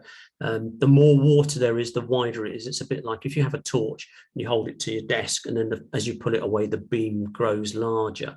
So typically, if you're in deep water, the beam could be 10 kilometers perhaps either side. If you're in shallow water, it might be a kilometer or less. Topaz is a low frequency, and the geologists can do things with that and tell what it is, and then come back. And you'll see there's various other bits and pieces. This is another echo sounder on the SDA. We have a lot of echo sounders. I'm not entirely, I've never bothered counting them, but there are a lot, and they do lots of different things. And some of them, they will, Sophie, who popped up a minute ago, she can look at an echo sounder and she'll go, oh, that's a swarm of krill. You go, oh, right. And it's or, oh, no, that's fish. How they do it, I don't know. But of course, in the commercial world, this is how fishermen operate. They have echo sounders, and they know how to read what all the colours are on the screen, and that's how they find where the fish are, which I do feel leaves the fish a distinct disadvantage. If we are looking for krill and we find a swarm, the last thing we want to do is to bring on 20 ton of krill. I mean, you know, if we're doing something like that, it's a bucket full. We don't need a lot for science. So this is the underside of a ship. Swath bathymetry. So the great thing about swath bathymetry is you can see things that you didn't actually know were there. So this is Saunders Island. Now, Saunders Island is the big black bit. The reason it's black is because we couldn't go over it because it's an island. It's volcanic. It's part of the South Shetland. No, hang on. Yeah, I think it's the South Shetland Islands. There's a whole range of them. It's probably the most miserable place I've ever been. I think I've only been there or passed there once when the weather was nice. Montague Island, the last time I was there, was active. There was a lot of volcanic smoke. You could see glowing embers on the beach as it was expanding. But until we went around with the SWAF bathymetry system, we didn't know there were all these other seamounts dotted around. And some years later, we went back on the James Clark Ross and we put down a camera system, and we were looking at thermal vents. And this was sort of after, thermal vents were discovered to actually, whether it's very, very hot, several thousand degrees of water coming out, there was life. And that's exactly what we found. It was fascinating looking at little crabs and bits and pieces all down there. Generally speaking, we use SWAF bathymetry to map the seafloor.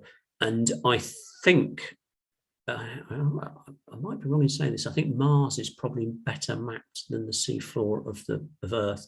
There's only a very, very small percentage. South Sandwich Islands, thank you very much. I knew it was something like, I get confused with my islands, South Shetland's down a peninsula. So the seafloor is virtually unknown. And one of the things that science, I think, is quite keen about is things like these remote systems using wind power to just sail across oceans for months and months and months, backwards and forwards, to map the seafloor. If we can, if the power can be supplied to drive the instrumentation, then that's the way to do it. And of course, the other advantage is it's remotely done, so you don't need a dirty, great big ship burning fuel, running backwards and forwards. So yeah, SWAF bathymetry, bit of science.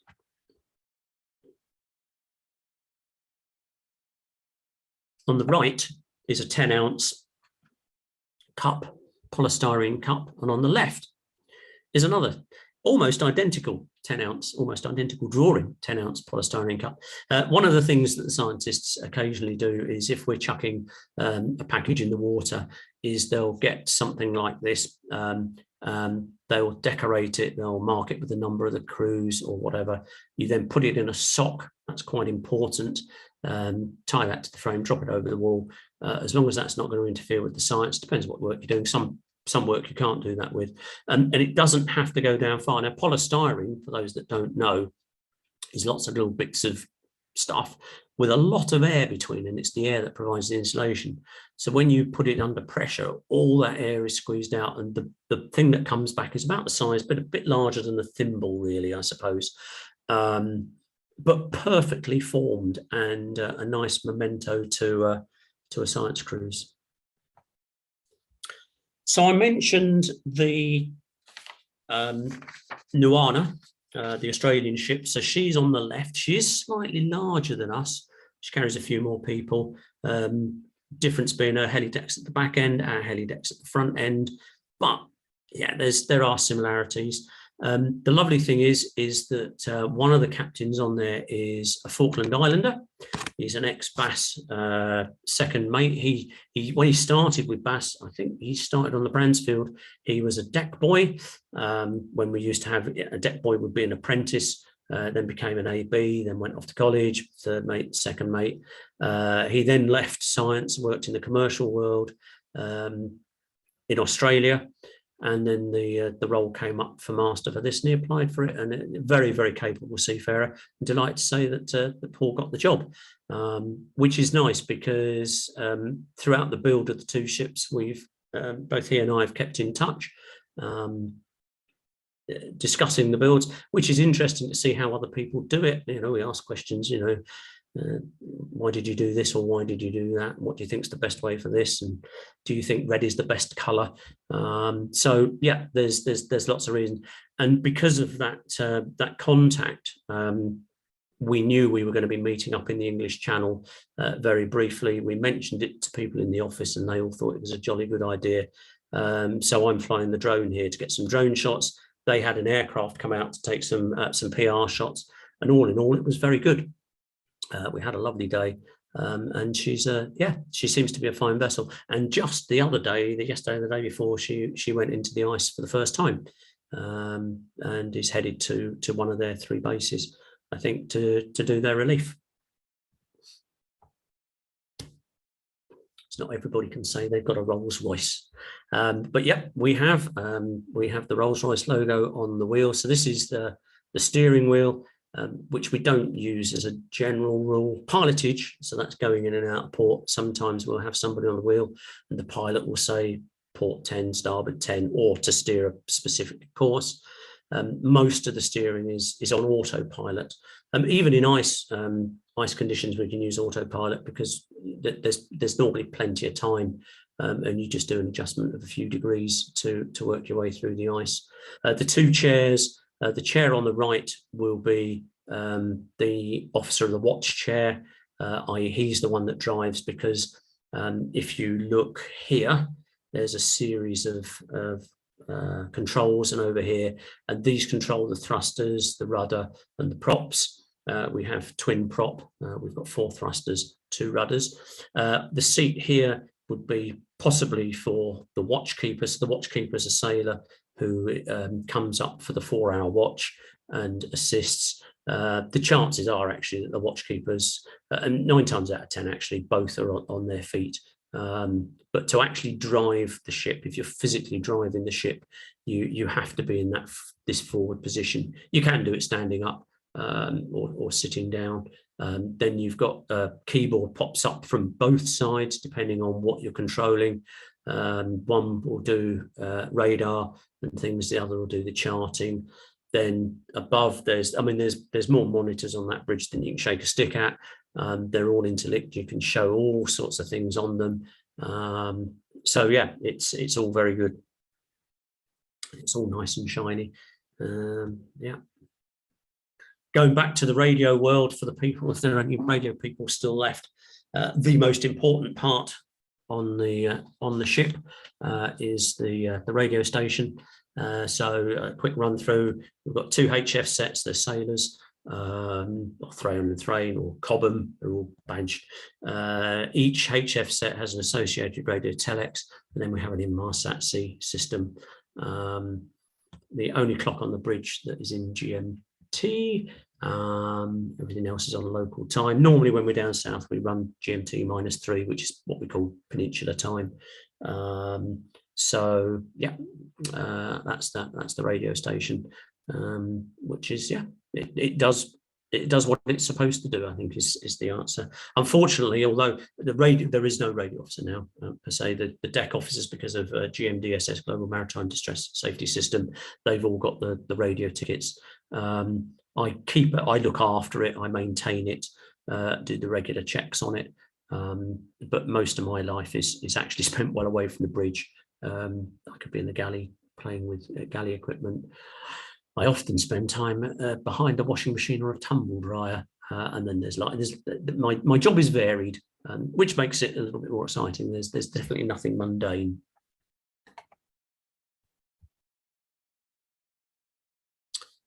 So I'm going to just a few photos in the ship. This is the science hangar, which is a great change from the way we've done things previously. On the JCR, we had I'm going to call it a hangar, but it was tiny. You could, if you got the CTD in there, you could barely get 3 people around it. Here, you can't see it, but beneath this is a deployment frame, but beneath this is the moon pool. Not too sure how I feel about a hole right through the middle of the ship. It does have doors at the bottom, it does have doors at the top. Of course, when you open the doors at the bottom, well, you don't open them, you flood the moon pool first, equalize the pressure, open it. Then the water's only going to come up as high as the water is outside. It's not going to overflow because of physics, clever stuff. So we can deploy things. So the theory is, if we're in ice, heavy ice, or if the weather's really bad, we can have the hangar doors shut, open the moon pool and deploy stuff through the moon pool. Now, some equipment you can't do that, you can't trawl through the moon pool, but a lot of stuff we can do through that. So that's good. We have a dedicated CTD arm. So on the left-hand side, there's a garage door here, which is a large garage door. There's a smaller garage door through here, and it's through this one that the CTD is connected. So that will be permanently plumbed in effect, and can be deployed rapidly. Or we could actually do possibly 2 things, or finish one thing on one system using this system, and then immediately deploy a CTD. Whereas on the JCR, you'd be maybe having to swap cables over. We don't have to do that. And of course, the other thing is there's storage space. Across to the right, you can't see, is that's where the labs are. There's a lab behind me. So the labs are really accessible, but also there's a thing called Park Avenue runs down the center of the ship on this level. This is deck 3. There are more labs off Park Avenue and some accommodation. And that Park Avenue is really, really wide. On the JCR, everything was narrow. So you could, you're carrying a big box, you'd be banging your knuckles. And yeah, whereas on here, the stairways are wider. The whole thing, we've just moved forward, really. It's very good. So this is the main lab. It's not the whole main lab. There's probably another 4 meters of main lab or more behind me. Loads and loads of space. They haven't put the tables in squints, don't worry.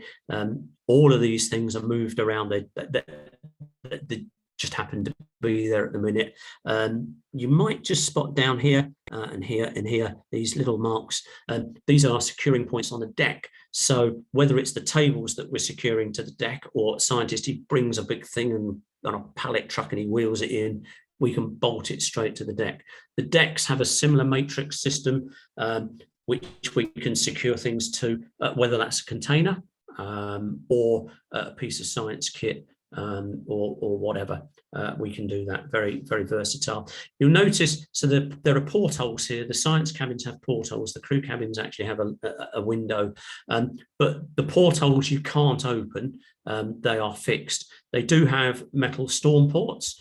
And then we have, and the reason we have this is it's just extra double glazing to enhance the performance of the cold weather, and so that we're not spewing out heat is the first thing, but more importantly, the cold's not coming in, so it's climate control.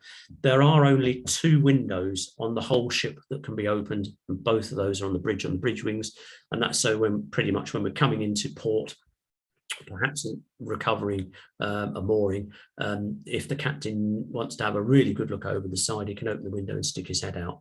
But they are the only 2 windows that open in rough weather, and at night all the ports are closed. We close the ports at night because we don't like light pollution. Light pollution can cause problems with the birds. The birds do quite like a bit of light, so at night we are pretty much dark. Unless they're working out on the aft deck or whatever. So that is the main lab. Oh, and here, this is a tabletop, and you can see there's this strut, and it's using this strut that you slot in effect a nut that you can then screw things into that hold everything in place. There's power above on the deckheads here, which means wherever you put the tables, you will find power. There's network connections. There's gases if they need gases. Yeah, so it's very well thought out.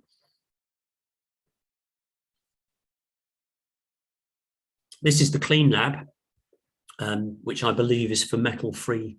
If you want metal-free work, there are, because unfortunately there are bits of metal in there, but if they're known about, they can do things about it. But generally speaking, it's deemed to be.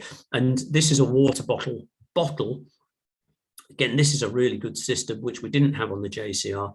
So if they want, they can detach the water bottle and bring the entire water bottle into the lab, clip it into place, and then go through getting the samples of water and doing whatever they want as they deem necessary. And this is a smaller lab, but it's still a good size when you compare it to the labs that we had on the JCR. Oh, home comforts. So what's it like living on board? Oh, it's awful. No, it's not. This is my cabin. So I'm on deck 7. Then deck 8 is full of technical stuff. And then deck 9 is the bridge. On deck 10, we have an observation lounge. So the scientists can, the scientists or the crew, in fact, can go up to the observation lounge. That means they're not cluttering up the bridge. To be honest, if everybody on board went onto the bridge still would not be cluttered. It is huge.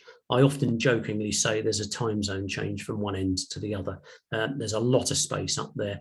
It's a fantastic place. and there's a little bit of that coming up. But this is my cabin. It's a reasonable size. It's all you need to be. You don't need a large cabin. So I've got a bunk, which is it's just a bunk. There's nothing special about it. The quilt that's on it, which has got the penguins, was made by my lovely wife. Although I will say, this is just for this photograph. The other side is all lots of blues, like watery blues, and I prefer that because that makes it too white and it's too much in the cabin. So I prefer to have a few darker hues. She also made the cushions, I hasten to add. A comfortable chair. I think the next page is looking in. Yeah, so that's the end of the bunk. A heater, which will probably never ever get used. We've got a desk, we've got a telly. This was taken whilst we were in the UK, so we've got, I'm just listening to the radio there. Every cabin has internet access. Every cabin has a telephone. It's easy to phone home. Pick up the phone, dial 9, dial the number. We're a VoIP system, so we're all an extension from Cambridge.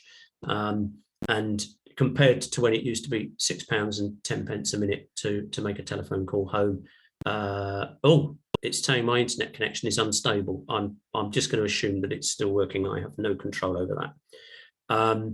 So this is looking at the cabin from the other way out into the alleyway. There's a curtain. During daytime hours, from when I get up, that door is open, the curtain is drawn, and I'm available. I only ever shut the door when I go to my bed. We also have a television system on a hard disk from British Forces television, which allows us to watch films and that. So crew comfort, and when I say crew, I also mean the scientists. They have exactly the same layout. Some science cabins are twin berth, they've got bunks. Some cabins are single berth. If you're the chief scientist, then you've got a very nice cabin. And I actually think the best cabin on board is the one that the lab managers have. That as cabins go, I think as a single berth cabin is really, really nice. And there's somewhere to put your shoes as well. The bathrooms, I don't think I've got a picture of the bathroom here. If you want to look at a picture of the bathroom, go to my website. The bathrooms, underfloor heating, and that is just delightful.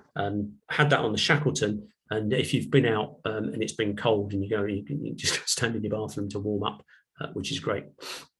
So this is the bridge. This is the port side of the bridge. We've got the ship's bell. You can't really see it particularly well, but when they made the bell, a company, a foundry in Liverpool, I used to be a bell ringer, I quite like bells.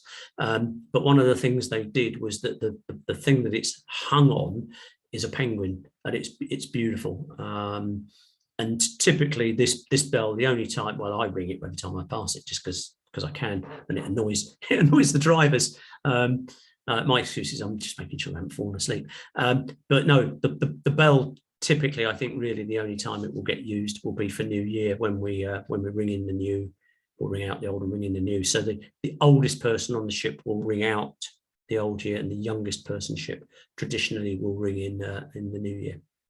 The reason I took this picture was really to show you that there are two areas on the bridge. There's one here, and on the other side, adjacent to the dynamic positioning desk, there's some comfy chairs where now the watchkeeper can't sit there and have a cup of tea or a cup of coffee because he's busy driving the ship, but we can sit there. So I go up there for my smoko, and various other people. It depends on who comes. The person might come up, the doctor might come up. There's scientists, a couple of scientists might be there. You just never know who's going to turf up. Smoko's at 10 and at 3 typically, and of course the most important thing for a smoko is your ability to make a nice cup of coffee. So there is a pantry on the bridge, because obviously the guys on the bridge, they're up there for 4 hours. There's a bathroom just adjacent, so they can make tea and coffee. There'll be biscuits. The catering department might bake cake and put that up. So what they'll do is normally the watch keeper, not the officer of the watch, he will put the kettle on and say, well, do you want a cup of tea to whoever's doing the navigating, a cup of tea or a cup of coffee, and then they take it to the front if they're driving, or take it to the back if we're on science and doing dynamic positioning. So the bridge has been very well thought out, and it's very nice. And Yeah, having a proper coffee machine makes all the difference. The one thing that has seen me, completely unrelated to anything, the one thing that has seen me through isolation. So we're here for 2 weeks and we are isolated. We can see people. Okay, John, thanks. We can see people from a distance, and I can shout at people from a balcony. So I am speaking to people, but we're not mixing. The one thing that's seen me through that was I treated myself to an AeroPress and a couple of bags of coffee, and that gets me through the isolation. So just a couple of unrelated slides to finish off with.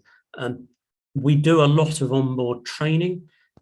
So here, Hazel's the doctor. This is a few years ago now. The situation is that if we are in a situation where we have a problem, we avoid them. If we have a fire or we have a medical incident, something like that, we are the only people that can respond to it, certainly immediately. Getting help, I mean, we have the equivalent of dialing 999, but the ambulance and fire brigade can't just turn up. We are remote. It could be days, even weeks before anything can get to us. So it's important that we are capable of looking after ourselves. All the seafarers on board, so that's the crew, we have to do statutory training. That's done every 5 years. Typically, so we do firefighting, we do lifeboat work. People like Richard there, the purser, he has to do a higher level, and the captain, or people with a captain's ticket, do a higher level of, unstable again, sorry, a higher level of medical work. But what we do is we hold training sessions on board. So here Hazel is teaching the catering department, and they act as the medical party in an emergency, various things. And I suspect this is cannula. The chances are they're unlikely to ever do that, but it's far better if they know what they're doing. They get taught how to triage. And again, with firefighting, we have a regular drill, typically once a week, depending on what's going on. And we get the firefighting equipment out, and we put on the BA sets, and we just test everything. And it's good because we do find problems. You know, you go, we never have a fire in the same place. We never have a fire particularly, but we set scenarios. We don't tell people about it. The bells go off, and then everybody musters and goes and does their job. And we do find things that we might not have thought about. It's a new ship. We're learning the ship. So that is an evolving process, and that even on the JCR, 30 years down the line, you might redesign how you do something, and it's just you find better ways of doing jobs depending on where you are and what you're doing. So training is very important, and we do take it quite seriously. This is the final. I think for those that were at the beginning, there are only 3 photographs of me. And I like this one because you can't actually tell it's me. This is the foremast on the JCR. Without a shadow of doubt, the worst thing I have ever had to climb in my life, because it's got rungs, and they're offset rungs, and they're a bloody nightmare. It's not helped by the fact that there are stays, which as you go near the top, you've got to work your way around. There's a navigation light here. That's fairly easy to get to. That's our at anchor light. But there's another one just about here, I think. And when that lamp goes, then typically I used to go up on my team to go up and change it. Still this morning, funnily enough. And saying about my kit bag, everybody that goes south has a kit bag. It's got survival gear in, it's got cold weather gear, depending on what job you're doing. And I was saying I've got gear in my kit bag that I've had for 31 years, and I am actually wearing that gear in this photograph. This is a Ventile jacket. So Ventile is really, really good. It's windproof. It's got a huge pocket on the front. You shovel your tools in it, zip it up, everything's secure. And the great thing is you just need to put a couple of layers on underneath and you will be warm. Whereas the modern stuff that you get, I think, is a little bit more bulky. However, the modern stuff does keep you dry if it's pouring with rain, but I wouldn't be climbing a mast to change a lamp if it was pouring with rain. So this was just one of the masts. The masts on the Sir David Attenborough are the ones that I'm going to have to climb anyway. I think the technicians for the science gear, some of their masts, they're not difficult to climb, they're far better than that. But the masts that I've got to climb, most of my gear is I'm going to say relatively accessible. I can get to most of my stuff by climbing a vertical ladder, and a vertical ladder is definitely a lot easier than climbing something like that. So that's me climbing with a lovely backdrop, which is not to be one of the perks, I think, of working. The other thing I'm going to touch on, I took this picture, I think, when I was in Bird Island, or I stole it from Bird Island, I can't remember which, a few years ago. This is just a sample of some of the stuff that has been regurgitated by albatross chicks. So it's been originally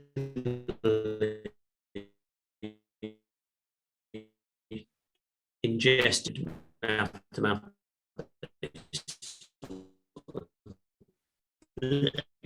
and at Bird Island, one of the things they do is they catalogue it all, because that's what science is all about.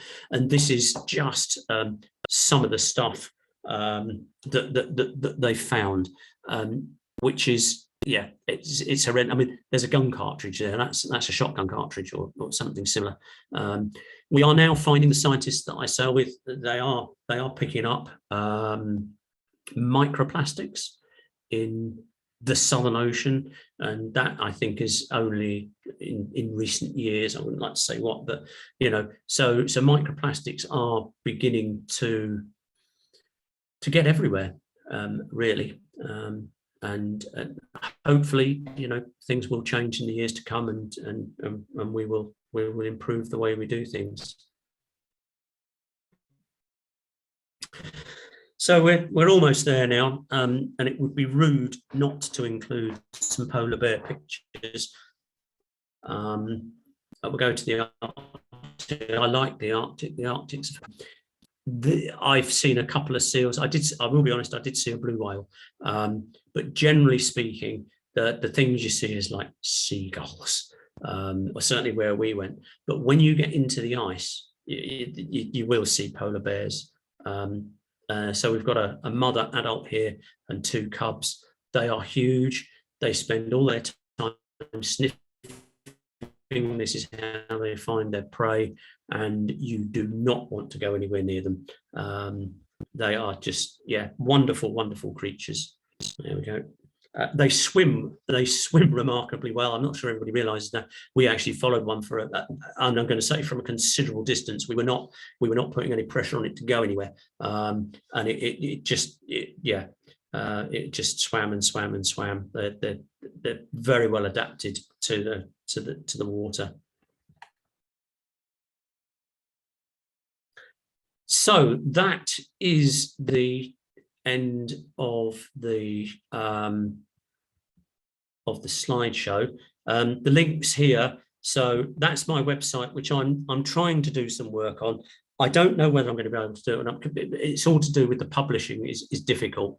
The previous way I used to do it was I used to just upload individual files, which I'm hoping I can sort of do a workaround on this. We'll have to wait and see. But there is some stuff on it. There's quite a few pictures of the build now. If you go, there's a link at the top, says new build or something, and I've included some pictures from the build. There's the bridge, there's accommodation, and the galley and the bars, which are quite interesting, give you an idea what a shell looks like and how it builds up.